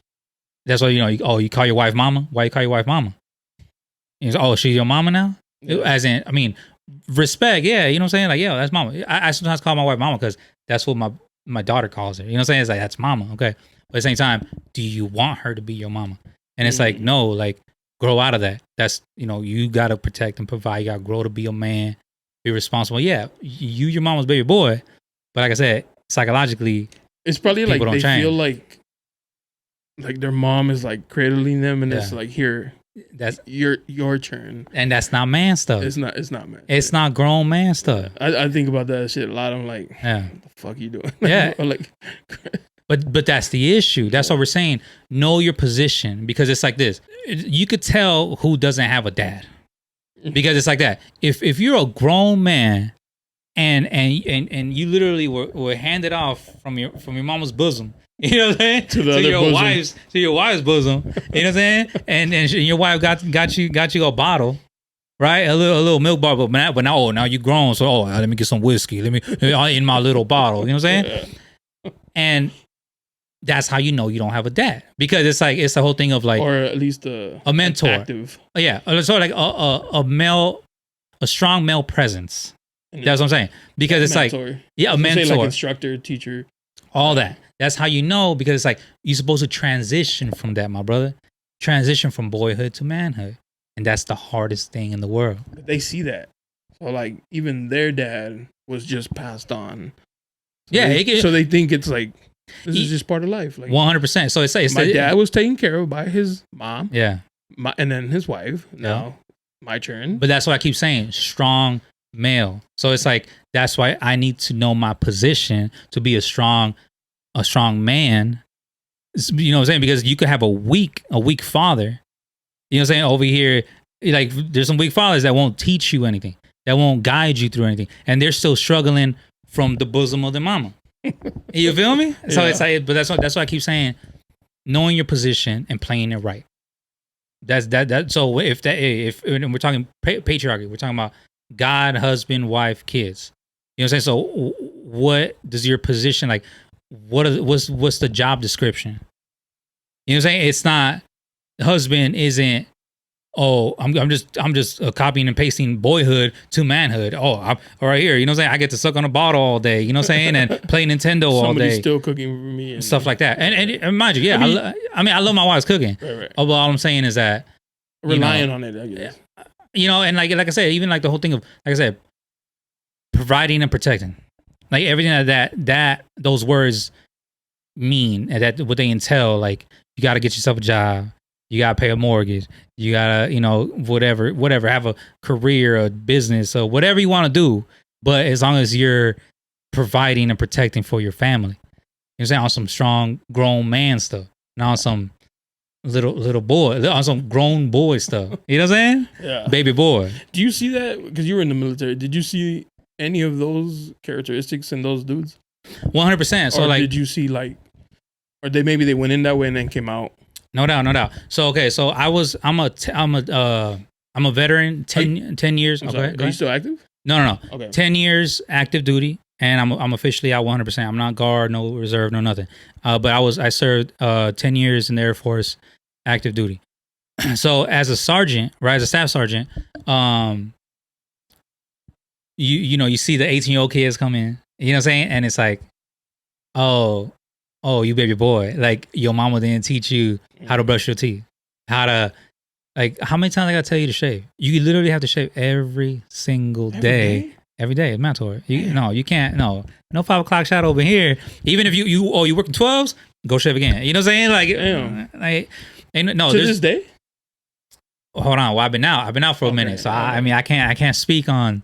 So this is today. Just like when you were there. We talking about wartime. Ain't no wartime right now. You know what I'm saying? We're they don't even get that medal no more. You know what I'm saying? Like, we're the country's not in war. Okay. But okay, so to go back to your question, the whole thing of, you're 18 years old. You're supposed to be a grown man now. You now legally able to die for your country. You know what I'm saying? But you can't drink. You can't drink, but you could die. You know what I'm saying? You could die for your country. But yeah, I got to teach this grown man how to shave. Yeah. You feel me? I gotta teach this man to wake up on time. I'm not your mama. I'm not your daddy. You know what I'm saying? But you guys at the end of the day do. Well, yeah, we babysit. We babysit a lot. As a staff sergeant, you got to babysit a lot. No, I'm saying, like, you eventually take on that role of teaching them these things. But that's why we're there. Yeah. That's why you do it angrily, huh? Yeah. That's But see, that's why, because like, your mama didn't spank you. Yeah, we're gonna spank you. Oh yeah. You know what I'm saying? You about to get yelled at. You about to do some push-ups. You about to go mop the floor when it's raining. Go outside, mop the parking lot when it's raining. You know what I'm saying? You about to do something. You about to learn. You about to learn today. Whether if it's tough love. I mean, regardless, you growing. You growing because one day, we're also raising staff sergeants. We're also raising leaders. These 18-year-old kid, if he stays in long enough, he's gonna be a chief. So it's the whole thing of, even like, to go back to children, like your children, you're raising competent adults in society. You feel me? So it's like, yeah, they're kids, but there's only, look, you're talking about 18 years in life compared to from 19 to 79. You know what I'm saying? Those are decades of, even from 18 to 36. It's a whole different 18 years. But what I'm saying is you're an adult more. You're an adult longer than you are a kid. Right. What I'm saying is, you're raising these kids to be productive adults. You feel me? So it's the whole thing of, now you're mentoring, guiding, leading these 18-year-old kids who can now die for the country. And rest in peace. Some people do at 18, but now you teaching them.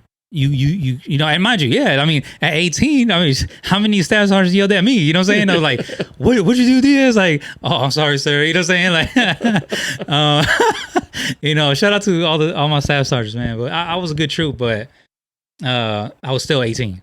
I was still, 18 and made some decisions that I shouldn't have done. Questionable. Yeah. But mind you, I mean, I blame that on lack of knowledge, lack of maturity. That's one way to look at it. I would just chalk it up to like, that's just, the lessons of life. Man. Yeah. I'm big on just learning as you go. Yeah, you can listen to like advice. Yeah. And I feel like a lot of people, a lot of people they'll hear it and then just be like, nah, I'm still going to do what I want. Right. And then they learn, they're like, fuck, I should have should have like listened a little bit better. So you got to have like a balance of both. Like, I'm going to do my dumb shit, but still try to follow some of the guidance that I've been given. But it's the whole thing of, to piggyback, it's the whole thing of learning from a fool's mistakes. Yeah. You know what I'm saying? But yeah, I mean, sometimes you want to get burned. You know what I'm saying? Like, as in like, oh, don't touch the stove, you're going to get burned. Man, what you know? You know what I'm saying? Like, oh, you right. But hey, it was fun. I had to figure it out for myself. I mean, that's life, man. That's life. It's just, and also we have to navigate on not letting those mistakes affect us in the long run. Like how many mistakes have people done and they're in jail? You know what I'm saying? And it's just like sitting there for life for 20 years or whatever. And it's like one mistake, literally just one mistake. Yeah. They're good. And then all of a sudden the mistake, boom, you're stuck in jail. So it's like navigating, making sure those mistakes don't affect you long term. Because, you know what I'm saying? I mean, that's life. I mean, a lot of people don't look at like, I say it all the time, man, I ain't built for jail. Like, yeah. No, I don't think mentally I can't do what it. I want, Yeah. Mentally, I can't like sit in one place, like in a cell, 8 by whatever it is. And also like, even as an artist, like how do you create like, cause you got your brain going already. And then, I don't know. I mean, and I love my family and it's like, cause the whole thing of the most important thing in life is the most valuable thing. There you go. Most valuable thing in life is time. It's so valuable that when you do something bad, us as a society, we agreed to be like, okay, that's your punishment. Take away your time. You know what I'm saying? It's just like, you know what I'm saying? So it's like, we get paid for it. We get paid for your time. Yeah. And then also you spend time with your mama. That's it's priceless time. You know what I'm saying? You can't put a price on hanging out with your family. I can't put a price on being with my daughter. Like, I have to take advantage of that. You know what I'm saying? Like, I have this thing in my house where I put a marble, every single month. Because there's going to be a point where she's going to be 18. She's going to be a grown adult.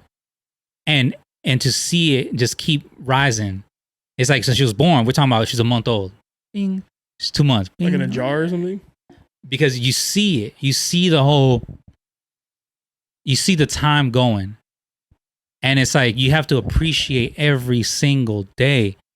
The time. You have to appreciate the time. Matter of fact, that's also my love language. Like the whole thing of to give my love, I give. And so to show my love, I give. Like, oh, here's this present. Like, I love you. And it's like, so how do I receive love? Is spend time with me. Oh, you know what I'm saying? That's how I love to receive love. You know what I'm saying? Like because I think that's the most important thing or the most valuable thing is time. You know what I'm saying? And then it goes back to the beginning of what I'm saying. Forgive people because they're not gonna be here forever. Right. They're not gonna be here for yes. I understand that there's some toxic people out there. You know what I'm saying? And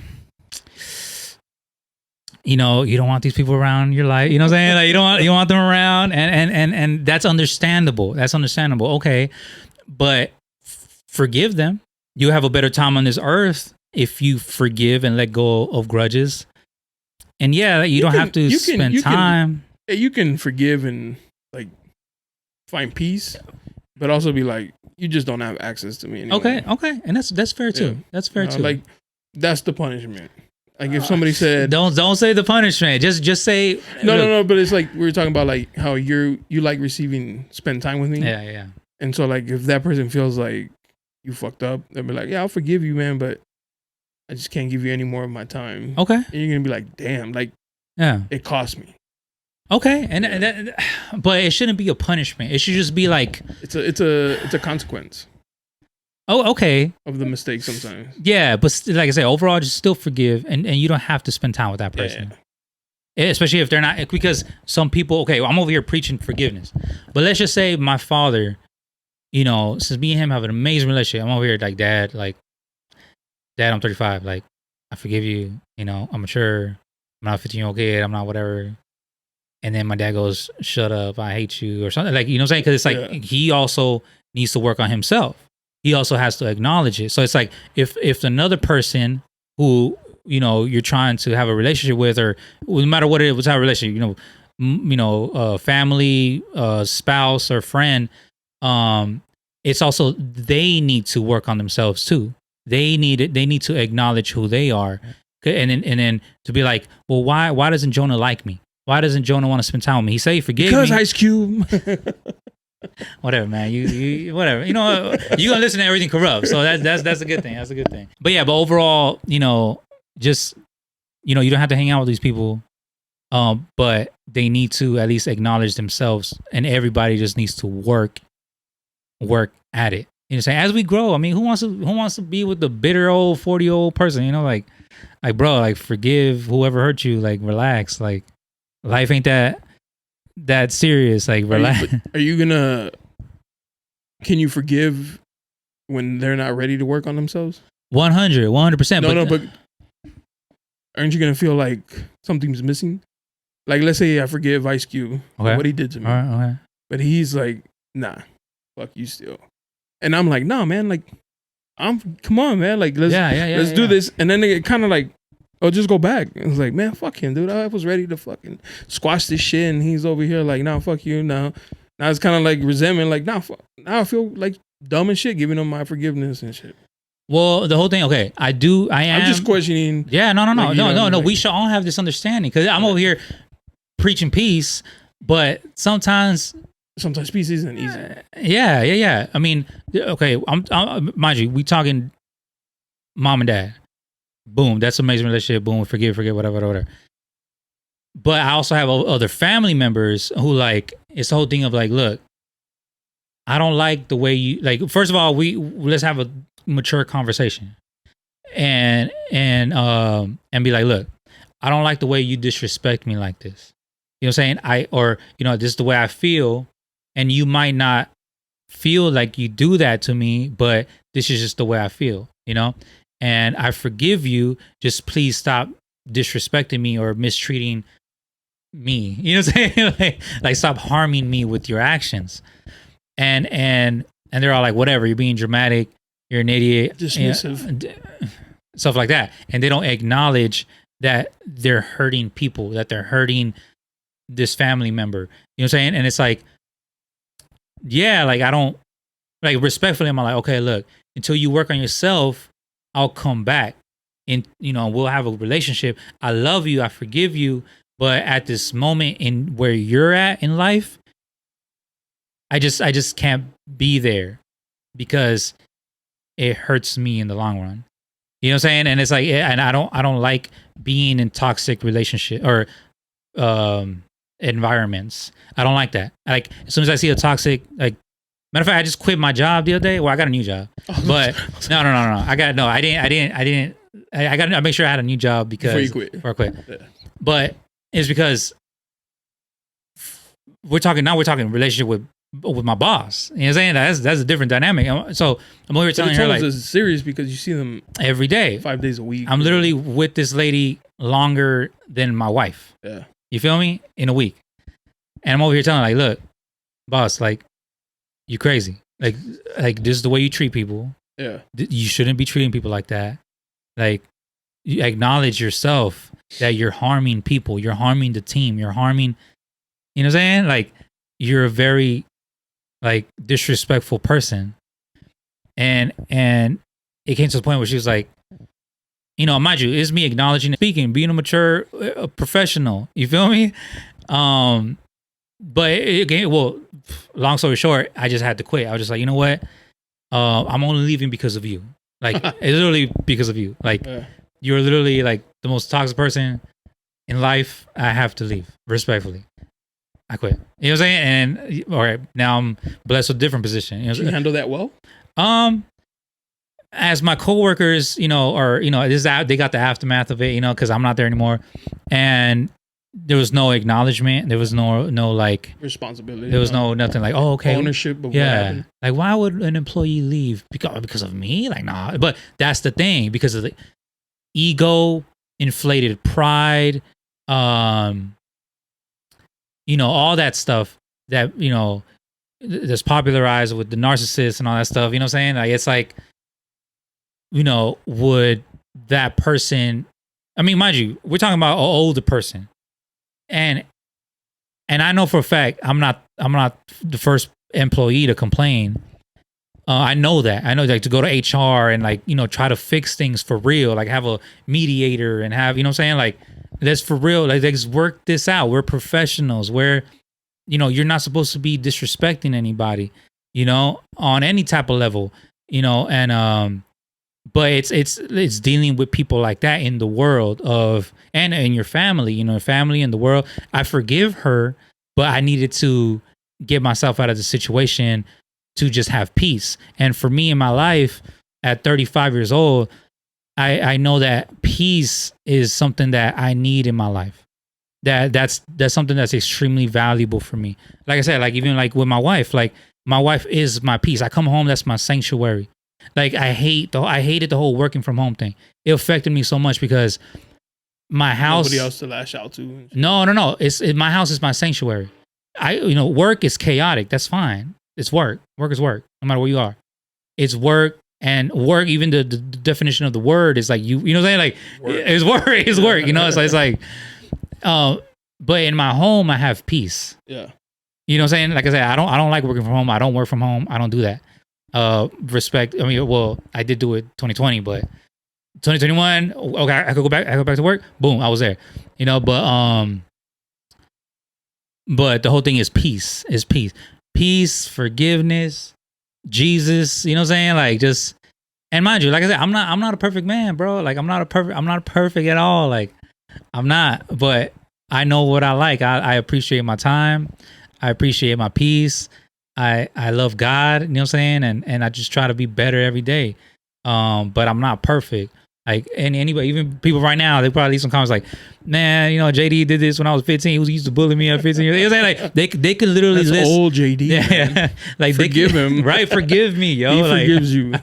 Like, literally, they could list my sins. You know what I'm saying? People could list my sins. From being on this earth 35 years, and people could list my mistakes. But it's obviously acknowledgement, working on yourself, building, just everything, you know what I'm saying? It's growing, being a man, man, like growing into a grown, strong man, you know what I'm saying? But hey, I still need guidance. I still need Jesus, I still need to forgive and be better in a lot of things, but I'm preaching forgiveness, man. I'm preaching forgiveness. I feel it. I don't hold any grudges. I don't like. That's good. That's good. But I do move in avoiding certain people, and that's okay. Like, I don't hate them. But, shit happens, and you got to limit access to me and shit. That's right. Yeah, and it's okay, because like in life, there's gonna be people who hurt you, right? And you'll never get the apology. You'll never get the outcome. The closure. Yeah, the closure. Or even you won't even be lucky enough to witness the karma. You know what I'm saying? Like how many times you'll be like, man, ooh, I just wish I'd seen, them get theirs. You know what I'm saying? Yeah. But that's then overall, that's also us working on that, on what is it about us that still has us carrying this grudge, no matter what it is, and trust me, I've been there, but it's like, that I started also, thinking about God too, because it's like in the Bible it also says, vengeance is the Lord's. So it's like, we over here seeking revenge or seeking, like, man, I can't wait, man, I want to hurt them the way they hurt me. But it's like, and then also, if okay, you gotta trust God to be like, all right, God, you said vengeance is the Lord. You said it's your. You know what I'm saying? Like, you gotta handle it. You know what I'm saying? You handle it. You got it right. Yeah, you know what I'm saying? So it's like, if you trust him, he's gonna handle it, whether you're there to witness it or not. You feel me? But at the same time, it's like, if you trust him, then it's like the sorry to no, whatever. Like we're just talking. If you stand by the river long enough, you'll see the bodies of your enemies float by. Okay. It's like, just let it happen. Yeah, just stand there. Yeah, just relax. Calm down. But at the same time, you need to, heal that in you. Yeah. You know what I'm saying? Because if God got it, hey, God got it. That's it. God got it. You'll be like, all right, God, all right. I'm gonna go run to the store real quick. Yeah. I'm gonna listen to Ice Cube then, whatever. You know what I'm saying? Everything corrupt. You know what I'm saying? You ride hard for Ice Cube, dude. He's top 3. Yeah.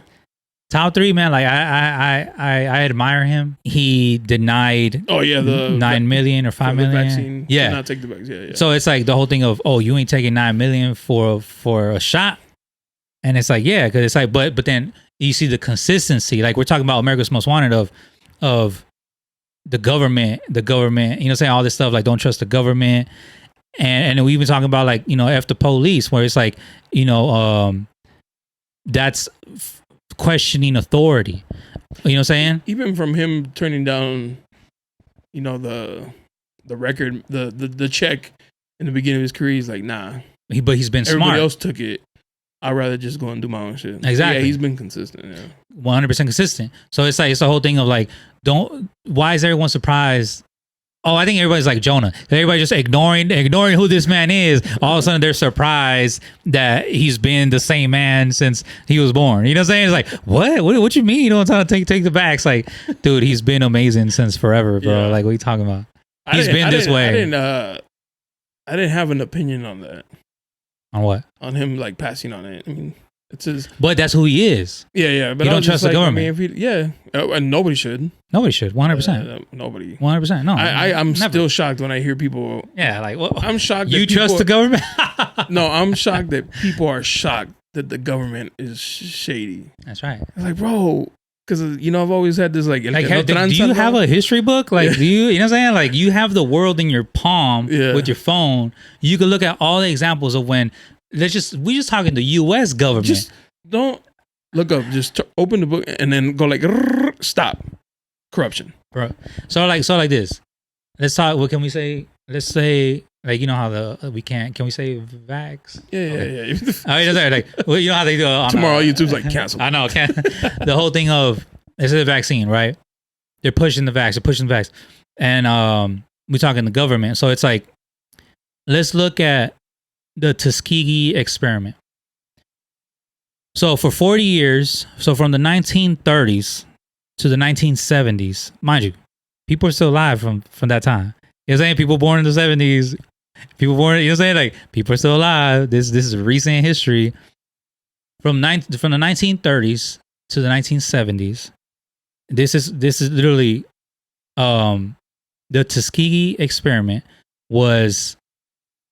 Please look this up. But the United States government, right? They it's all declassified, so everybody knows it. You could Google it, all this stuff. Matter of fact, President Clinton said sorry to the African American community because in the 90s, 20 years later, for doing that experiment on African American for just African American people. So the whole thing was, they would get American or African American men, and they would inject them with the live virus of syphilis or the syphilis virus. And for 40 years, they were just doing it. They were just injecting syphilis in you, just to see what would happen. You understand what I'm saying? Yeah. And so I think they did it to like 400 people or something like that, 400 men, and they just wanted to, and they were like, these men will like go back like, yo, like, there's something wrong with my body. You know what I'm saying? Like I got syphilis, and they'll even like give them placebos. Like, oh yeah, just take this. Mind you, penicillin was already invented. Penicillin was already, ready to go. You know what I'm saying? To like heal people. But they will give them placebos. They'll be like, oh yeah, take this. Oh, it's still not gone. Oh, but they wanted to see the effects that syphilis would take on the African American male. But what I'm saying is this. First of all, these are human beings. Yeah. Not lab rats. Second of all, these are Americans. American citizens. You feel me? American citizen. And you just, for 40 years? Killed them. For 40 years? Mind you, these men got infected their wives. These men, babies were born with syphilis. You feel? We're talking generations. You're affecting generation. And mind you, we're talking about an injection, a vaccine, or whatever however you want to sell it. There's a mosquito out there. You gotta take the shot. Because mind you, in Tuskegee, down in the South. So it's like we're talking about just something that just ended in the 70s. President Clinton, who's still alive, he literally said, "I'm sorry" during his presidential time in office. And he said, "Yo, my bad, black guys, my bad, my fault." You feel me? Yeah. When it's like, this is documented that the United States government was injecting Americans for the hell of it. Like, yeah. So okay. So now we're talking the vax. I mean, I'm not saying anything. All I'm saying is that don't trust the government. That's all I'm saying. Yeah. Is like Ice Cube's latest greatest album, everything corrupt. Yeah. Everything corrupt. Yeah. You feel me? And that's just one example. Yeah. He was like, you want to keep going? Hey, I'll keep going. He was saying like, yo, you know what else the government did? Yeah. You know what I'm saying? Like, matter of fact, you should hate the government more than you hate Ice Cube, man. But that's crazy that you eat. No, I don't love the government. I'm just messing. I'm just joking. I wanted to ask you something. So you're big on Jesus? Amen. Church? I love Jesus. Church, 100%. Okay. Bible, relationship with God, Jesus, 100%. How do you feel about some of the people I have on here? Because some of them live I love all your episodes. Very free lifestyle that may not align. Mind you, I'm not perfect either, bro. Right. Yeah. Right. Okay, so how about this? No one's perfect. Jesus loves everyone. For myself, if Jesus could forgive me, if you know what I'm saying, like, I got plenty. Like I said, people could list my sins, bro. List my mistake. Oh, JD, yeah. Oh, he did this. He did. You know what I'm saying? So nobody should be judging anybody. You know what I'm saying? Especially me. It's human nature. All right. But that's a flaw on you. Yeah. You know what I'm saying? Like, don't, you're not supposed to be judging people. Yeah. You know what I'm saying? That's the same thing as forgiving. Like, grudging. Without sin. Exactly. Cast the first stone. So, it's the whole thing of this. Like, I guess my question was like, Jesus loves them. Do you listen to them and be like, ugh? Like, nah. So, look, I don't know if that was the best decision. We are all in this world, spinning through space, and we all have our own journeys. Should I judge people who don't forgive their dads? Should I judge people who don't forgive their mamas? Yeah. You know what I'm saying? I'm over here preaching that the whole time. And it's like, are they bad people? Does Jesus hate them?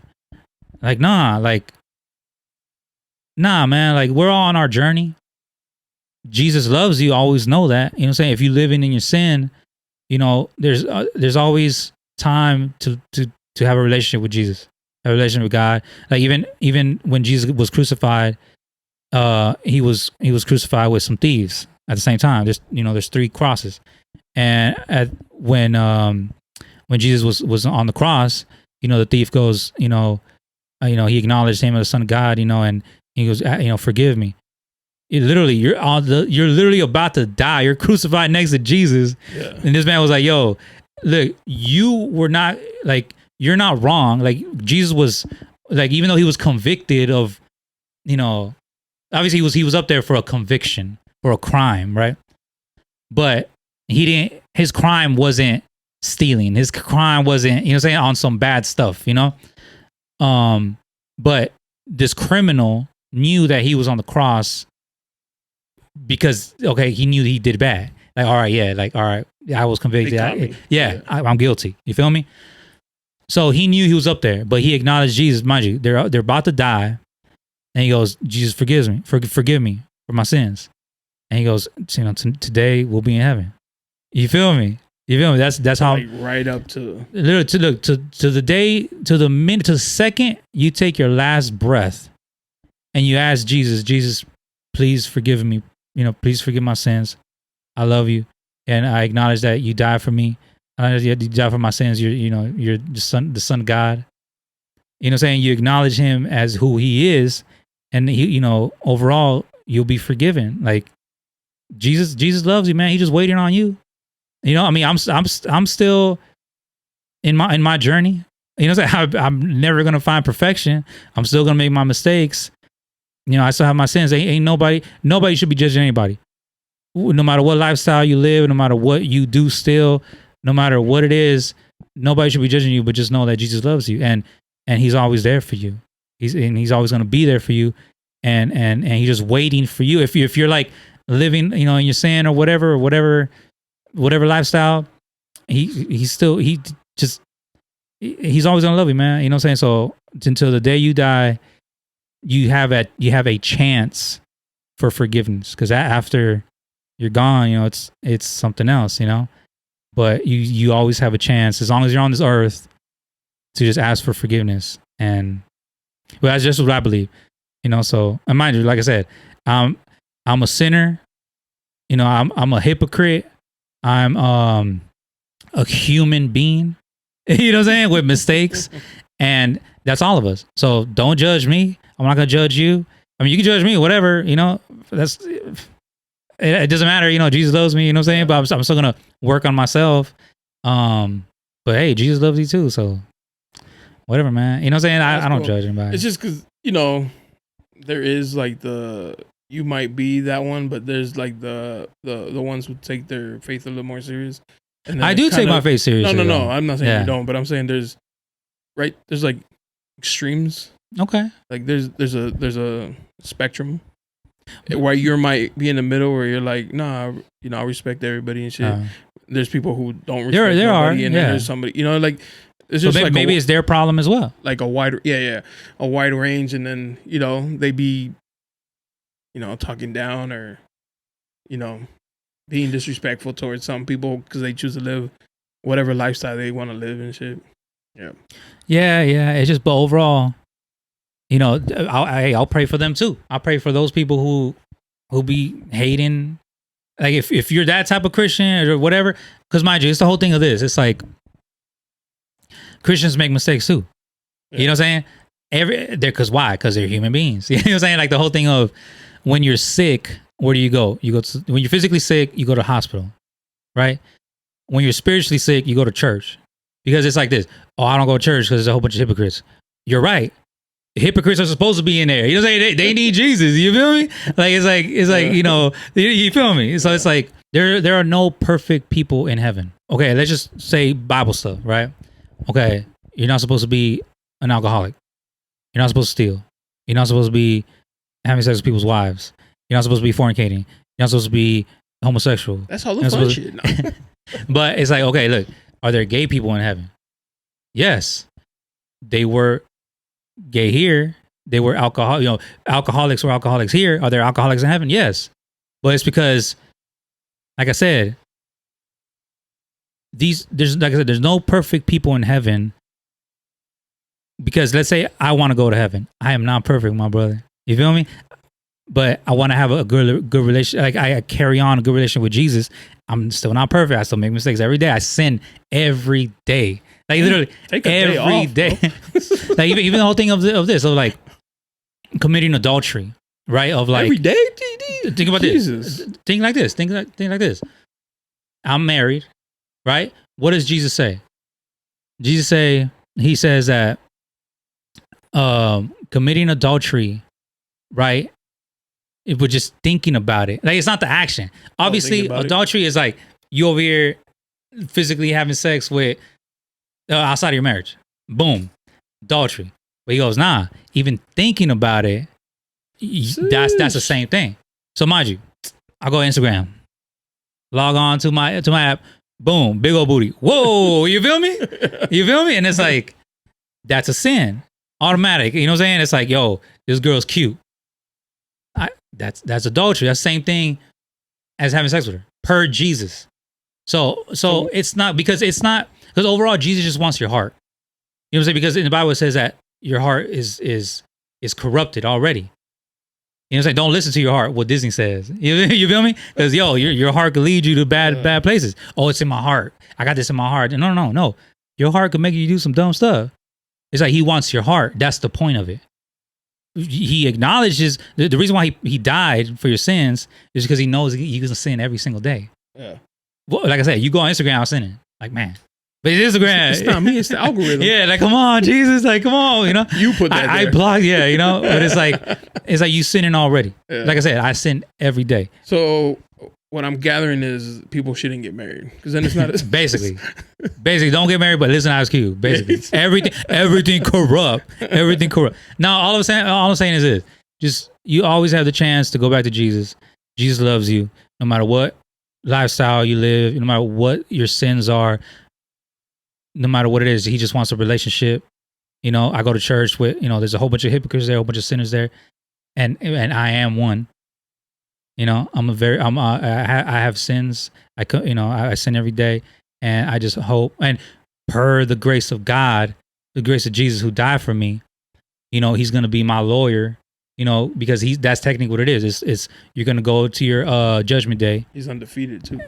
He basically, yeah. So like, he's going to go on judgment day. He's going to be there with me. He's going to be like, God's going to be like, yo, you sinned against me. And Jesus is going to be like, yo, but he believed in me. Yeah. You feel me? That's all it is you believe that. Boy slide. Yeah, that's it. He's just your lawyer. You know what I'm saying? It's like, yo, yeah. You right. He did do all that. All of that. You feel me? All the Instagram. Yeah. Oh, he did that. But imagine if they listed him like he will. Like one by one. He will. You're gonna be here for a minute. You need to take a seat. Well, see, time in the spiritual world is different. It's not time here. Right. Time here, we got the hours, we got the years. Time could be, we're talking about a different realm. You feel me? So it's like you could see your whole entire life in a second, that's measured here on earth. But it's like the whole thing of, okay, but did you believe that Jesus was Son of God? Did you believe that he died for your sins? And that's the thing. Like I said, I want to be in heaven. I want to go to heaven, but I'm a sinful man. Heaven is full of sinful people. No matter what the Bible says, like that list out as a sin, like adulterer, thief, someone who the whole sexual immorality. That's still a list. You can't just say, oh, he's gay. No. It's like, oh, are you straight, but are you having sex with other people's wives? Or you know what I'm saying? Like, that's still sexual immorality, bro. Like don't judge this gay man just because, he's faithful to his gay husband, but you over here cheating on your straight wife. Like, nah, bro. Like, it don't work. Like no, it don't work. It's still sexual immorality. You know what I'm saying? And it's like, it's still the same thing. They pick and choose which ones they. But that's why you got to read yourself. You got to read your book. You got to read the Bible, and you got to have a relationship with Jesus. Like I said, I know my sins. And God knows my sins, and it's like it's just me that I just got to work on them, and just become better, man. I'm Christ-like, but no one can ever be perfect like him. But shout out to Jesus, the big man. Yeah, man, he's the big homie. He's amazing, man. So just forgive, and also in the Bible says forgive people who trespass against you, so I could forgive you too. But it's like, how you gonna go to God and be like, yo, God, forgive me? Right? But even in the Lord's Prayer, it says, forgive my debts as I forgive my debtors. You know what I'm saying? So it's like, I wish the government was like, yeah, 100%. But it's like the whole thing of how you want God to forgive you. You don't even forgive somebody. How long is still in? 2 hours, then. Oh, damn. It just flies by. I watch these episodes and I'm saying I think oh man, like, does it not feel like time is flying? And it's like, yeah, time. It's like. I think this is a different realm. A minute isn't measured here. Yeah. You go outside, your kid's older. You're like, I know, right? Like, what happened? baby, Dad, I'm married. Where you at? Yeah, where you been? Right. I was doing a podcast. 2 hours long. Yeah, it does flow by pretty quick, man. Yeah. Oh, wait, what's time? I gotta go? No. You kicking me out? No, not at all. Yo, this is gonna be the longest podcast. We're gonna try to go 10 hours, baby. 10 hour long. You feel me? JD? Yeah. I'm gonna look, man. I sin, bro. Yeah. I sin. You know what I'm saying? I sin. I mean, you listen to. Yeah, everything corrupt out now. I'm not perfect, man. I'm not perfect. I let it slip out. Like I said, it's just working on yourself, bro. It's just working on yourself. Is it easy for you not to? Well, let's say this. I'm on camera. Yeah. What am I selling? I'm selling JD. Drinks with JD. I am a product, a business right now. You feel me? Now, if I'm with my dudes, it's like, yo, what up? Okay, I got you. I don't know. You know what I'm saying? Yeah. So it's like, it's what you're selling. It's like when you're at work. There's different. There's work vocabulary, and then there's like off the clock vocabulary. Are you gonna cuss in front of your mama? Never. That's what I'm saying. Yeah. But that's the same thing with me. You know what I'm saying? So it's like, I'm not cussing on the show, but I'm not cussing at work. I'm not cussing in front of my daughter. I'm with, my brother. You know what I'm saying? Like, we over here, we about to go to a 50 Cent concert in 2 weeks. Oh, yeah. You know what I'm saying? Like, what up, blood, what up? You know what I'm saying? What up, gangs? You know what I'm saying? So it's like, there's some cuss words in there. You know what I'm saying? Yeah. It's just like, I could say the whole, I could recite the whole Get Rich or Die Trying album verbatim. You know what I'm saying? And there's some cuss words in there, But it's all time and a place. I got you. Time and a place. Yeah. That's the way we all should be. Some people don't know how to read the room. You know what I'm saying? Like, yo, bro, like, we at a funeral, bro. Like, yo, calm your, you know what I'm saying? Calm the fuck down. Like, yo, especially, Mama Confidential out there. Like, I'm not gonna be like, oh, senora, cussing at her or whatever. Like, this, you know what I'm saying? Like, I'm not gonna be doing that. Like, read the room, bro. Like, read the room. Like, read the room. A lot of people don't know how to read the room. That's just funny. It's like, not now. Yeah, like, why are you cussing for my mama, bro? Like, you know what I'm saying? So I'm not gonna be cussing on here. I mean, what? But hey, whatever. But hey, like I said, I'm not perfect at all. I probably cussed during this interview. I don't think you did, man. Okay. Yeah. But what I'm saying is it, let's say if I did, that's me showing that I'm not perfect. Oh. That's, you know what I'm saying? That's me, like I said, overall, man, I'm not a perfect man, but forgive. Yeah. Forgive me if I cuss. I fucked up. I know, exactly. You're like, oh, you know. Yeah, you know my heart, guy. You know where I'm going. You know my heart, Jesus. I'm a channel for you. Right? Yeah. You funny. God is good, man. God is good every day. But yeah. So drinks with JD. Drinks with JD. I've listened to like your episodes. Yeah. And then I'll go and find the artist. Yeah. And I was like, because to be like completely transparent with you. Okay. The artists that you have, or the ones that I've seen, are not artists that I would like normally add to my playlist. No doubt. But yeah, I'm still not gonna be like. So my thought process was like, why does he have them on here? Okay. Like, they have to have done something good. Okay. I'm giving you respect because like you have some type of like taste. Yeah. So let me go pop them on and see. I was like, okay, all right, maybe not for me, but it's not bad. No doubt. Yeah, so thank you for every time you have like an artist, like I'll go because that's dope. I don't know any of them, so I'll go and be like, let me peep. That's dope. Thank you for the criticism. Yeah. No, thank you, because I was asking. I don't think I wasn't like trying to be like. No, look, criticism will only allow you to get better. Right. Negative or positive. You know what I'm saying? You have to neutral. You have to take that in. You know what I'm saying? And then perfect the craft. You know what I'm saying? Perfect you as a human being. Like, yo, JD, yo. Do you get that often? I ask for it. Oh, no, I'm saying like what I was saying like. Oh yeah. All the time, like. Why them? Or yeah. But then let's say this, like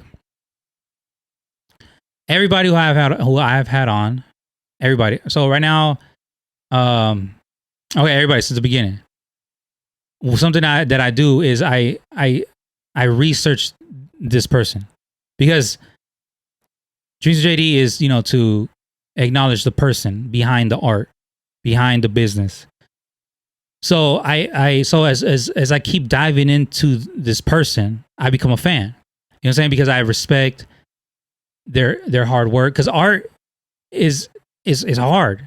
It's up for criticism. It's up. Yeah. You know what I'm saying? And some people hate it. Some people like it. It's all like this. Like the Leonardo da Vinci, when he painted the Mona Lisa, right?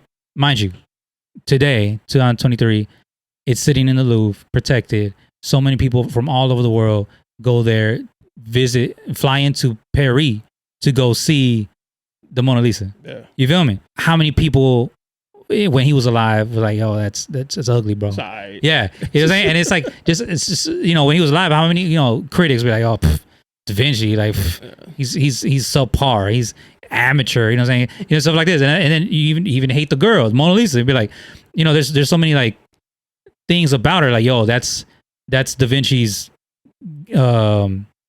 gay boyfriend in drag. That's a real thing. That's one. Whatever, like a myth out there. Yeah. Or I don't even want to say a myth. A rumor. Yeah, 100%. So what I'm saying is, well, look, if you could say that about art, that's actually the point of art. To get talking about. It's like, if you hate it, you're still talking about it. If you love it, you're talking about it. But at the same time, it's like the whole thing of the courage to make art. Mm-hmm. Like, look at how courageous you are. You know. No. Let's be real. How courageous you are to make Barbershop confidential. To be all up in, you know, start a podcast, all up on my phone on YouTube. You feel me? Yeah. And so many people are so shy, camera shy. Oh, what am I gonna talk about? Oh, how do I look? What are people gonna say?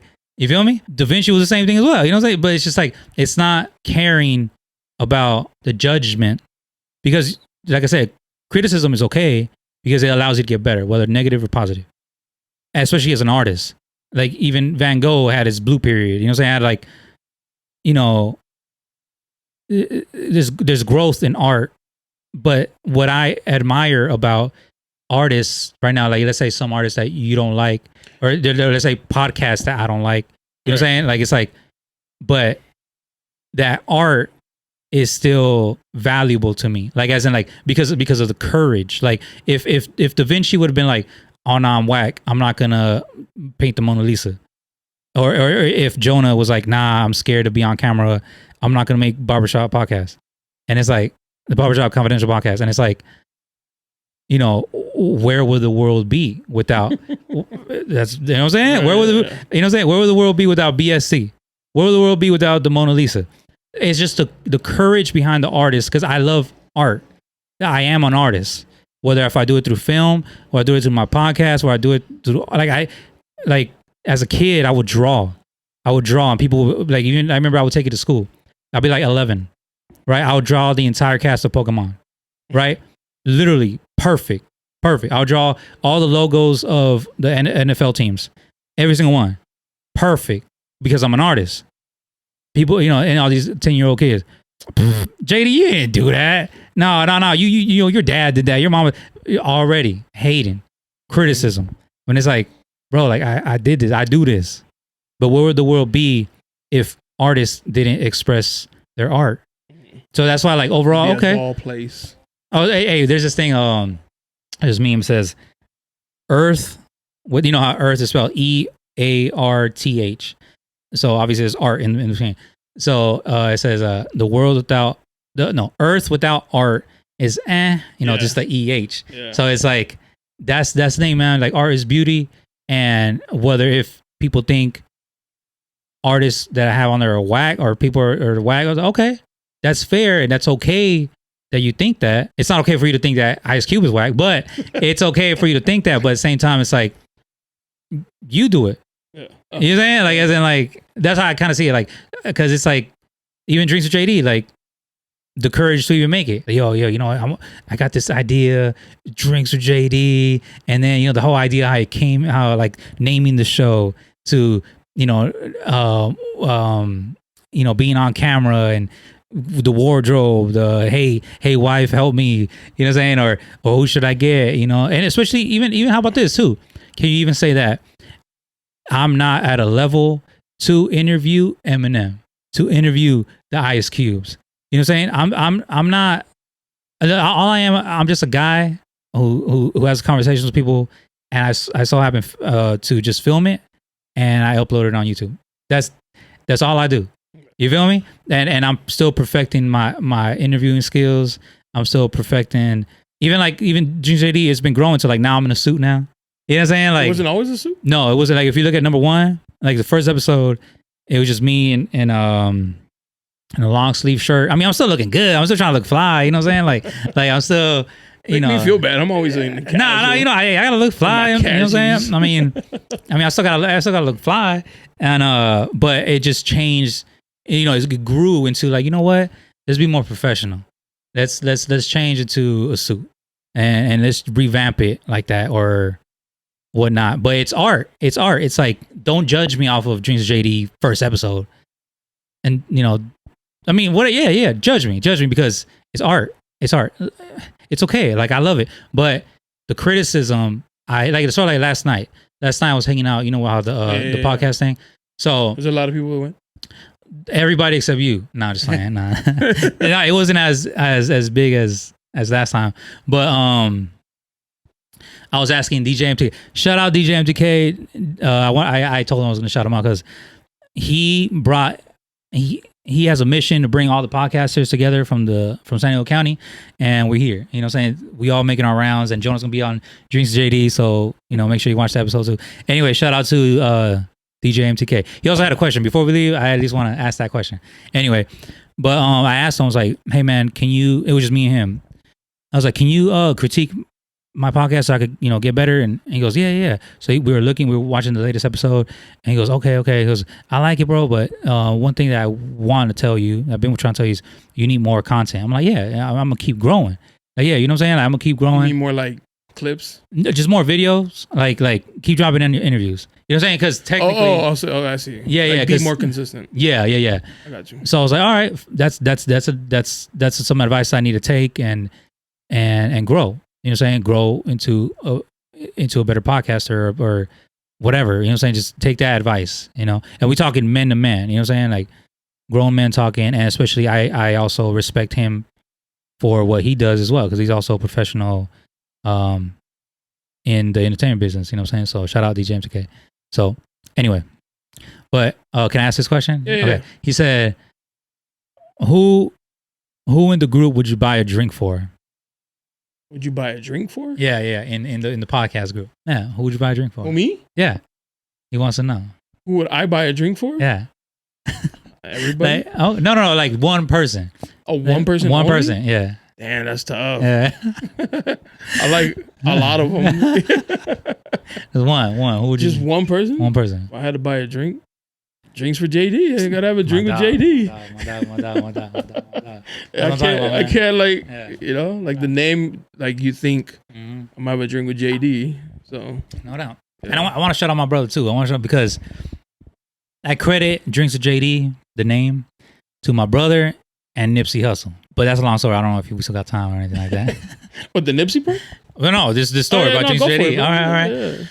Okay, short answer. Like, you know, why I named Drinks with JD is because of my brother and Nipsey Hussle. So my brother and I, right, we were hip hop heads, right? We I mean, not to the point where like you know, Sugar Hill Gang, like I can't name the Sugar Hill, the group members in Sugar Hill Gang. But you'd be like, let's say 90s up, you know what I'm saying? Like we're hip hop heads in that aspect. And so I was in the military, right? And I spent 7 years overseas, right? I lived in Japan for a couple of years, and I lived in Germany for like 4 years or something like that. And I would always call my brother, like, yo, bro, you know, since he keeps his ears to the streets, you know what I'm saying, as far as hip hop, and me too. Like I'm always like, you know, I have a whole collection of XXL in my garage, like the Source, you know what I'm saying? Like I'm that kind of guy, you know. He goes, yo, one guy I like, one new guy I like. He goes, his name is Nipsey Hussle. Right? We're talking about brand new, straight, like, so early 2000s. The first Nipsey song matter of fact, my brother was a fan of Nipsey before Nipsey was even born. You know what I'm saying? Like that exaggerated, you know? And mind you, like, yeah, like I knew who he was, especially on, you know, the freshman cover, Double XL. You know what I'm saying? That was a dope cover. You know, with Wiz Khalifa and, you know, whatever. This dope cover. Anyway, so I was like, all right, you know, if my brother likes Nip, then, and I love my brother, I love, you know, what he listens to as well, and I respect his hip hop knowledge. Like, all right, then let me listen to Nip. And at first, I was like, I wasn't a fan instantly, right? But my brother, like, he saw the growth. Like, I remember my brother, he goes, yeah, I went to one of his shows, ain't nobody there, right? To the point where his last show was here in San Diego, and it was so packed, my brother couldn't even get in. Oh, wow. So when he's been to so many Nipsey Hussle shows, he's seen it from the beginning. He saw it grow from, man, ain't nobody showing up for Nip, till like all of a sudden you can't even get in the building. That was my brother. That's the fanhood of my brother with Nip. So my brother kept like preaching Nip, like, yo, Nip, yo, he just dropped this, I was like, all right, I'll listen, but it's like, yeah, like, he's not my favorite, you know. Especially I got PTSD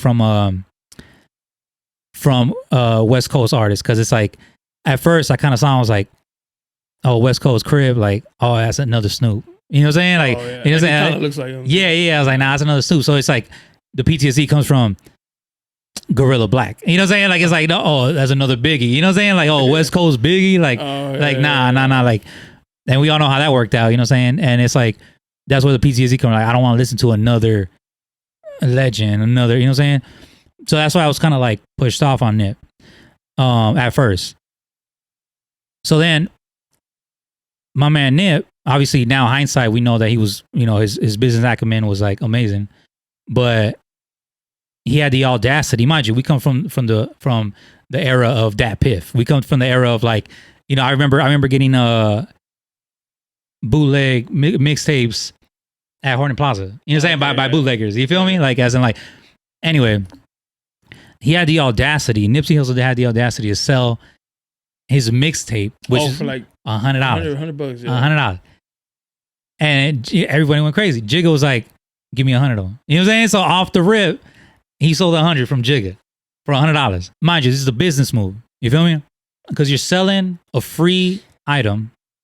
No one has ever done it. Mind you, everybody's already, you know, everybody's giving it away free. We're talking about No Ceilings, Lil Wayne mixtapes were out for free. The G Unit run was out for free. All these mixtapes are for free. But yet, this kid has the audacity to sell them for $100 when they're free. Like, nah. So mind you, he made waves with all that. Respect to that, right? So I was like, man, this thing's amazing. Like, Nip is really doing things. So I was like, you know what? I'm gonna keep looking into it. So that caught my eye. Like, yo, I gotta look at this man. Since I kind of am not a fan of the music, then let me see him as a man. Mind you, obviously, like I said, we're hindsight, business. He's amazing. Okay, business minded, all this stuff. So I started reading into him, watching all these interviews, and he said, yeah, the reason why I did it, why I did that specifically, that move, was because I read it in a book. And that book was called Contagious by Jonah Berger. And I was like, all right, let me read this book, right? Mind you, you know, at this time, you know, I'm in business school, you know, all this stuff. Because my degrees are in business. So I was like, you know, this innovative move that he made, as no one's ever done in hip hop on the business sense, it's like, yo, this is hella dope. So I picked up the book. And the book is amazing for anybody who wants to learn more about marketing and, you know, just business examples of business moves that people have made. So like, you know what? I went to a bar the other day with some of my friends, and it was like a hidden bar in the back of the bar. Speakeasy? Or that's. But it's like that example is in the book of like. You know, you make people feel, you know, like it's exclusive. Yeah. Like, man, just move the kegs. You know what I'm saying? It's just like that. It's just like you make the customer feel special. You know what I'm saying? Something like that. So it's like the example that Nip got was that, and I think it's like the second chapter. I forgot. I haven't read it in a long time. The author gave an example how there was this dude. He was like, yo, I want to start a business. All right, what do you want to start? I want to sell Philly cheesesteaks. Okay, where? In Philly. Like, you want to sell Philly cheesesteaks in Philadelphia. Like that's the dumbest. That's like saying, "Oh, I want to start a taco stand right here in San Diego." You know what I'm saying? Like you could do it, but there's a lot of competition. You know what I'm saying? It's like, and it's gonna be just a little tougher. Go sell them tacos up in northern Maine. Like, trust me. You know what I'm saying? Yeah. The people, the maniacs are gonna love it. The maniacs. Shout out to Maine. No, I'm saying, but yeah. Anyway, he goes, okay. So what's the difference between your Philly cheesesteak than the guy selling it for $3 on the corner? He goes, I'm gonna sell mine for $100. Like, you're gonna sell $100 Philly cheesesteak in Philadelphia? $3. Yeah, when they're $3. Yeah. Oh, what is it? Is steak and a hoagie. You know what I'm saying? Yeah. Like, dude, what are you doing? So the fact that it was so, I guess you could say, exclusive and rare, like, and the whole thing of like, oh, you want to take your lady on a date? Oh, let me buy her this $100 cheesesteak. You know what I'm saying? A good first impression. Like, oh, I got it, baby. Oh, you want to flip? Oh, here, I got that 100. You know what I'm saying? Mm-hmm. Off rip, it's $100. Mind you, that man is still successful to this day selling his $100 cheesesteaks. It worked because it got the psychological side of the people. Like, only some people can get it.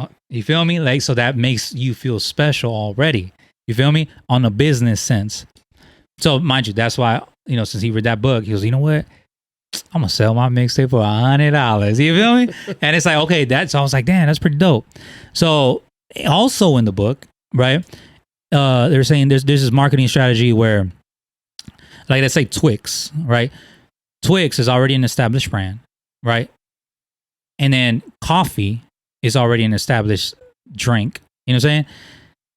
So what Twix did was they go, okay, let me align my product with something that's already created. Yeah, it's already popular. People drink, it's a drug. People love it. You go to Starbucks, right? Starbucks every corner. People drink it every morning. It's part of our life. And it's like, okay, well, how can we connect this? So now they started advertising of like, yo, you having your coffee? Get a Twix. You know what I'm saying? And then they started their sales soaring because people were eating Twix with their coffee in the morning. For both of them. Boom, boom, boom. So then I was like, damn, like, okay, my name is JD. Right? It's like, who's the most famous JD of all time? Jack Daniels.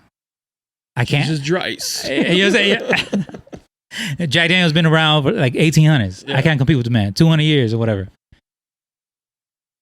And it's like, okay, I don't drink alcohol. You know what I'm saying? But at the same time, it's the whole thing of how do I kind of correlate? First, like I said, my name is JD.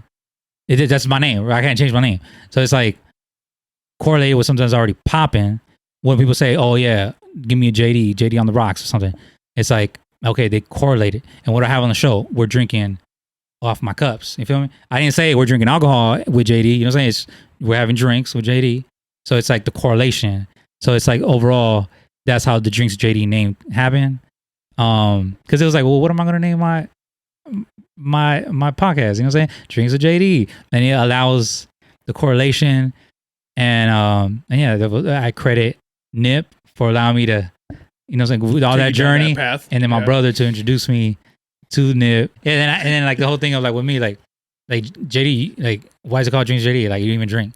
Like, yeah, but it's, you know what I'm saying? It's so much deeper. Have you always never drank? No. I actually stopped drinking like 7 years ago when I found out I was gonna be a daughter. When I was gonna have my daughter.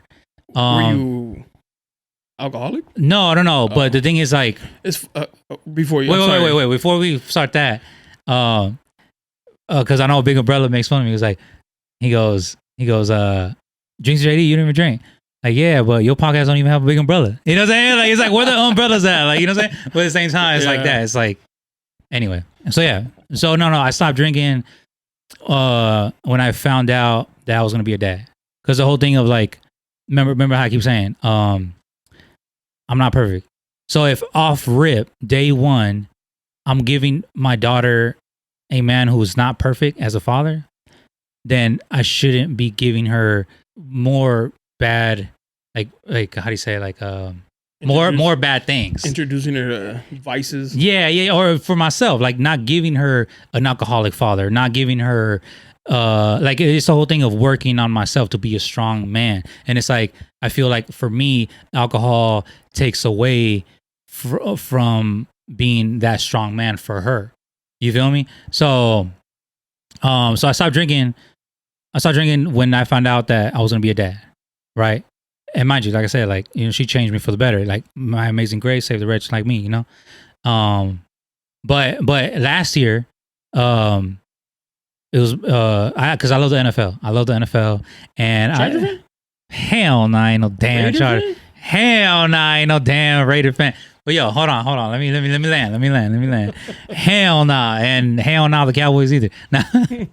Shout out to all the moms and dads who aren't raising their kids as Cowboy fans. You know what I'm saying? Anyway, you make the world a better place. Actually. Amen. But but I love the NFL. Like I make this big thing every year since I was a kid to have a draft party.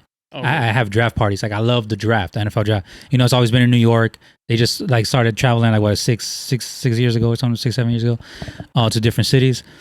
So last year it was in Vegas. It was in Vegas. So I never been to Vegas, mind you, because I left the country when I was 18. You know what I'm saying? So I was out the country. You know, 21. I was when I celebrated my 21st birthday, like in Europe. You know what I'm saying? Like I was out there living there for 4 years. So it's like I'd never been to Vegas as an adult. Or at all. And you know what? I did go as a kid once. Whatever. That don't count though. Yeah, that don't count. I never partied in Vegas and nothing like that. Matter of fact, I never partied in downtown San Diego as an adult for a while, just because I was gone for 10 years. Right. You know. But as a kid, you know, I'll go TJ or whatever. I'm San Diegan, you know.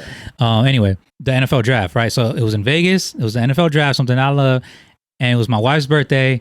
And my family members were going with us. So I was like, you know what? I'm gonna drink.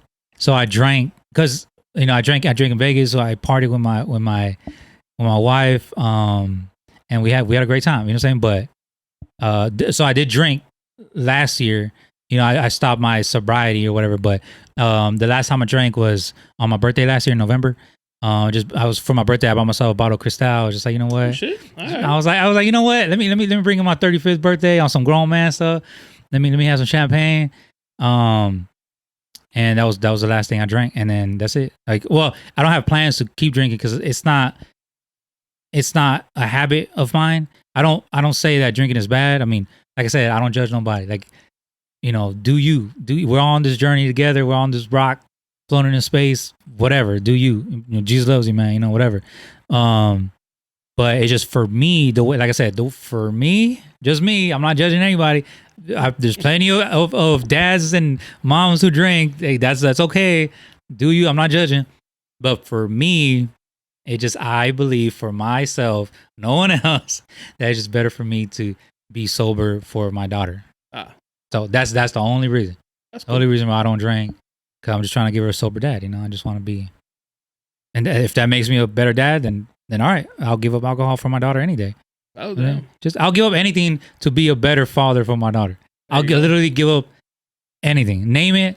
All right, if it's harming my daughter, her future, like, bro, like it's not. I don't play games with how I raise my daughter. That's dope. You know what I'm saying? So I get it. We're drinking one for 1 year. That's good. How'd you feel? So why'd you stop? Just challenge myself. Okay.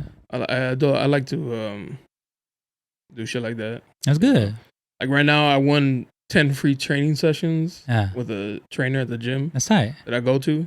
Like I already go to the gym. Yeah. You know, and I thought I'd do okay. You know, I try to pace myself. I'm older now. Yeah. And then so this dude treats me like I'm 21. Training for the combine. Yeah. Like pushes me, right? That's good. But I hate it. Yeah. You know, like after every set is like, man, fuck you, bro. Like, I really don't like you right now. No doubt. But at the end of it, I'm like, that was dope. Like I could still fucking do it. Like, you know what I mean? Like I didn't quit. I didn't tap. Yeah. So, like it's like a little prideful, competitive in me. I was like, I still got it. No doubt. That's what I'm talking. Yeah, I mean, but that's what it was. I just wanted to see if I could. Yeah. And it was easy until December. Because also you also acknowledge that it's not an issue for you. Oh yeah, definitely. But it can be an issue to people. Yeah, and you know it's funny. People would be like, "What? Like, what do you mean?" And I was like, "Yeah, just for the year. I'm not." And they're like, "Is it like a health thing?" I was like, "No, man. I just for a year." And they're like, "But like, why? Did you have a problem?" And I was like, "No, you got DUI? Man. You beat your wife? Yeah, like you gonna rehab? Like, but if you tell them like, y'all don't drink water, they'd be like, yeah, no, it's That makes sense. Like, where's your AA chip, bro? Yeah, like, I was like, fuck. I get that a lot. Yeah. I get that a lot. It's like it's they look at me like I'm like a weirdo. Like, and especially like I said, I just went to a bar, and like, but like, well, what do I? Cranberry juice, please. Yeah, I love grapefruit. Give me little umbrellas. Yeah. I order my grapefruit juice. Hey, whatever. But it's the whole thing of like, okay, if you want to even break it down, it's like, well, on some grown man stuff, like a grown reason, a grown mature reason. Give me one reason why alcohol is good. Just on some grown, not no. Oh, it gives me confidence to speak to girls at the bar, or you know what I'm saying? Like, oh, it relaxes me. Like, I don't believe that either. But there's little. You know how people, mainly men, come home from work and they're like, I need a cold beer. I've never in my life, like, I need a drink to make this day make sense. Never. Maybe I don't have a stressful enough job or something. Yeah. But I've never thought that. You need some more stress in your life. No. I've never been like, alcohol's the answer. No. Yeah, never. Yeah, no, but see. But I know some people. Yeah. It gets a hold of them. And 100. So all I'm saying is like when people judge me, then I hit them like, they're like, well, why don't you drink? You get those questions. Oh, you alcoholic? You know, did you beat your wife? Did you get DUI? It's always extreme. Crazy. I'm like, no, like, I just want to be a better dad for my daughter. Like, what, you know? And, but then I asked him, like, because if you coming at me like aggressive, like, bro, like, you already judging me, like, I'm alcoholic, I beat my wife, all this stuff. And it's like, okay, well, just give me an answer, a grown man answer. Why, or what's the positive thing about alcohol? It's not the taste. That's for sure. You know what I'm saying? Like, no, but no one has ever like stumped me and be like, yo, this is the best reason like why alcohol. Reason. Yeah, because it could be like to loosen my inhibitions. That's not a good. Like, a real grown man answer. Like a good reason. If you coming at me, you know what I'm saying? Because it makes me like women. You feel me? Or it makes me like men. You know what I'm saying? It's like, wait, well, okay, you know. But it's like, if you're gonna come at me like that, then just answer me that question. But like I said, I don't be judging nobody. I'll be at the bar with you. I'll be at the because my wife, like, the reason why we went because she drink. Yeah, you know what I'm saying. She'll have her little daiquiris. You know, like, nah, she's gonna make fun of me. Like, she likes micheladas. Oh, you know what I'm saying? She stuff like that. You know, so it's like we went with her coworkers to the bar. So there's a whole bunch of coworkers, her and I'm Didi, obviously. You know what I'm saying? It's like, baby, hey, these are your coworkers. Like, have fun, whatever. Like, everybody knows I'm always Didi. You know what I'm saying? But at the same time, it's like, it's just not my thing. Do you? I don't judge anybody that drinks, but don't come at me like I'm some freak because I don't drink. Yeah, people are. It's so interesting. Yeah. Oh, whatever. I mean, Jesus loves you. But nobody's ever like, you don't. I forgive you. Yeah. Nobody's ever like, you don't smoke. Yeah. Why? Exactly. You have cancer already. Exactly. You know, like that one's never questioned. That one's just like, oh, good for you, man. Yeah, because alcohol is like something that it's accepted in society. Even though like it's because it's like, okay, you see a commercial, you see the Super Bowl, even the correlation, Bud Light, football, you know what I'm saying, like, say stuff like that, Corona football, Corona basketball. That's why they whiskey, domestic violence, like. I'm sorry I give you whiskey. Nah, I love whiskey, man. But it's like that. It's like the correlation where society, it's accepted throughout the world as in like it's okay, and like I said, this isn't judgment. It's just, it's just something that is accepted in society. That's all it is, but it's a lot of negative things that also comes with it, especially if you can't control it. How many people, from DUIs, from domestic violence, from cancer, from, all this stuff. And it's like, don't judge me because I don't drink. Like, just let me be sober. Like, why? Yeah. Like, just let me be sober, bro. Like, how does that harm you? You know what I'm saying? How does that, like, relax? You're killing the vibe. Yeah, like, no, and I'm not like a party pooper or nothing like, you guys been drinking when we at the groups, and I'm not over here like, yo, you know what I'm saying? Like, oh, you drink that kombucha, that hard kombucha? Yeah. Shout out to Mike. Yeah, shout out to Mike. Big umbrella. Don't even have umbrellas on this podcast. Yeah. No, I didn't even think about it. Yeah. But it's funny because it'll be like, why don't you drink? It's like, bitch, I don't know, man. I just don't want to. Just don't want to drink. Yeah. Whatever, But yeah, it's been, like I said, in the last 7 years, like I said, I drank in Vegas with my wife. The last time I drank was on my birthday. I had to just go out with the bang. Like, I ain't gonna drink no more. Have some champagne. But you didn't get like fucked up. Nah, I don't know. I mean, it was celebrating my birthday. Whatever. Cristal. Yeah, half the bottle with my wife. You know what I'm saying? I shared it with my wife, and we were just at the house. And hey, cheers to 35. She's 35, and we were just relaxing. Shout out to my wife, man. She's an amazing partner, man. Everybody keeps asking me when am I going to interview her? Because I see you interviewing your lady. I seen 2 episodes now. She's been on like 4 or something. Okay. I seen 2, I think, with your lady. Yeah. Yeah, recently it's been 2, but she was like in the beginning. Yeah. Okay. I like her. No. Cool. Yeah. We get along well. Yeah, and that's a good thing. Your peace. That's what you need. Each other and shit. Yeah. How we are on the when we do it is how we are in. It's good. Real life. Just, don't fake the funk. Nah.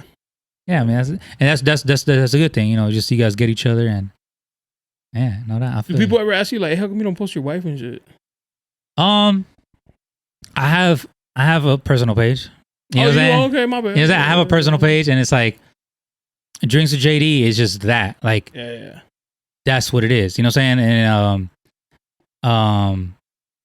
And my wife, she's not like that. Like, she's all over my Instagram, my personal, all over my Facebook. You know what I'm saying? Like, my daughter. Like, let's say if you look at my personal Instagram, it's all about my wife, my daughter, and I don't know, my favorite sports teams or something. You know what I'm saying? And who is your favorite football team? Well, I mean, we got time to go into that. I don't want to keep diving or nothing. But how much time we got? We good? Yeah, we're okay. We good. How about? I hate the Chargers. I hate the Cowboys. Let's just keep it at that. Let's just keep it at that. Okay. Next time. Yeah, next time. Yeah, for sure. Yeah. But in conclusion, right, to this is we gotta forgive, right? And no one's perfect. Jesus loves you. Stop judging. Yeah. And also, you're going to listen to everything corrupt. On Tuesday morning, I'm going to pop it in. I'm going to set aside all my podcasts and be Please do. Please. It'll change your life. Ears are going to bleed. It'll change your life. It'll stop you from saying anything negative from Ice Cube ever again. Oh, yeah? I'm going to send him a letter, an apology. Yeah. Hey, my bad. Yeah. O'Shea. Mr. O'Shea Jackson. O'Shea Jackson. Well, let's wrap it up, man. Right. I appreciate you coming through. Thank you, my brother. It was an honor. Took a while to make it happen, but it was an honor. Schedule. Yeah, it was an honor. Yeah. Drinks with JD. Holla. Hit him up. His guests are all artists, local. Well, I had a couple LA people. Oh, so it's just I travel. I travel with my podcast as well. So shout out to every artist. Drinks with JD, and coming soon is Connecting with JD. Connect with JD. Dropping soon. Trailer's already shot. Some of his military stories. Yeah. I highly recommend. You know what? People keep telling me when one drop. You sent me, dude. Yeah, the title is Lies and Entanglements, Lies, and Genital Warts. So with that title, if y'all want to go see it, it's highly recommended. How'd you like it? It was good. Yeah. Everybody keeps telling me. It was like, your storytelling is good, man. Thank you, my brother. Yeah. Thank you. Very detailed. Thank you. So you have like the ability to put you in the story. Thank you. Like, I wrote it as you were like saying it. Like, I was picturing you walking to that long ass gate. Just to go get some sushi. That's right. With your is it coworkers or fellow? It was 70 pages. Yeah. I read it verbatim. Oh, you actually? I wrote it. I wrote down the story. Because it was in my head. It was an experience. Yeah. And I wrote it, 70 pages. Oh, wow. Just boom, boom, boom, boom, boom, boom, boom. And I was like, okay. Because I had to be detailed to tell the story correctly and to like connect with the audience. It's funny because you were telling parts that are like, what the fuck, JD? Who gives a fuck about that? But then at the end of this, like, as the story goes, you're like, oh, that makes... He's tying that in. Like, he's coming back. Like a storyteller. Like an Ice Cube shit. You know what I'm saying? Like, I appreciate you coming on, JD. Appreciate the bottle, the gift, man. And you're welcome, my brother. I hope people tune in, listen to your podcast. Yeah, Drinks JD, Planet SON Film Productions on YouTube. Follow me on Instagram at Planet SON Films. There you go. Till next time. Yeah, there you go. Yeah, yeah, yeah. You looking for me, you can find me at the spot. Chopping it up with Jonah, we talking about what's hot on the block. Up in Dago, man, we bumping. Keeping it confidential, you know this how we coming, we ain't friend. Looking for that real, better tune in and stick by. Put on for the city every time that I dip by. Getting to that gritty every time that we sit down. Promise you it's real every time that I get round. Come on. Been in the field playing, we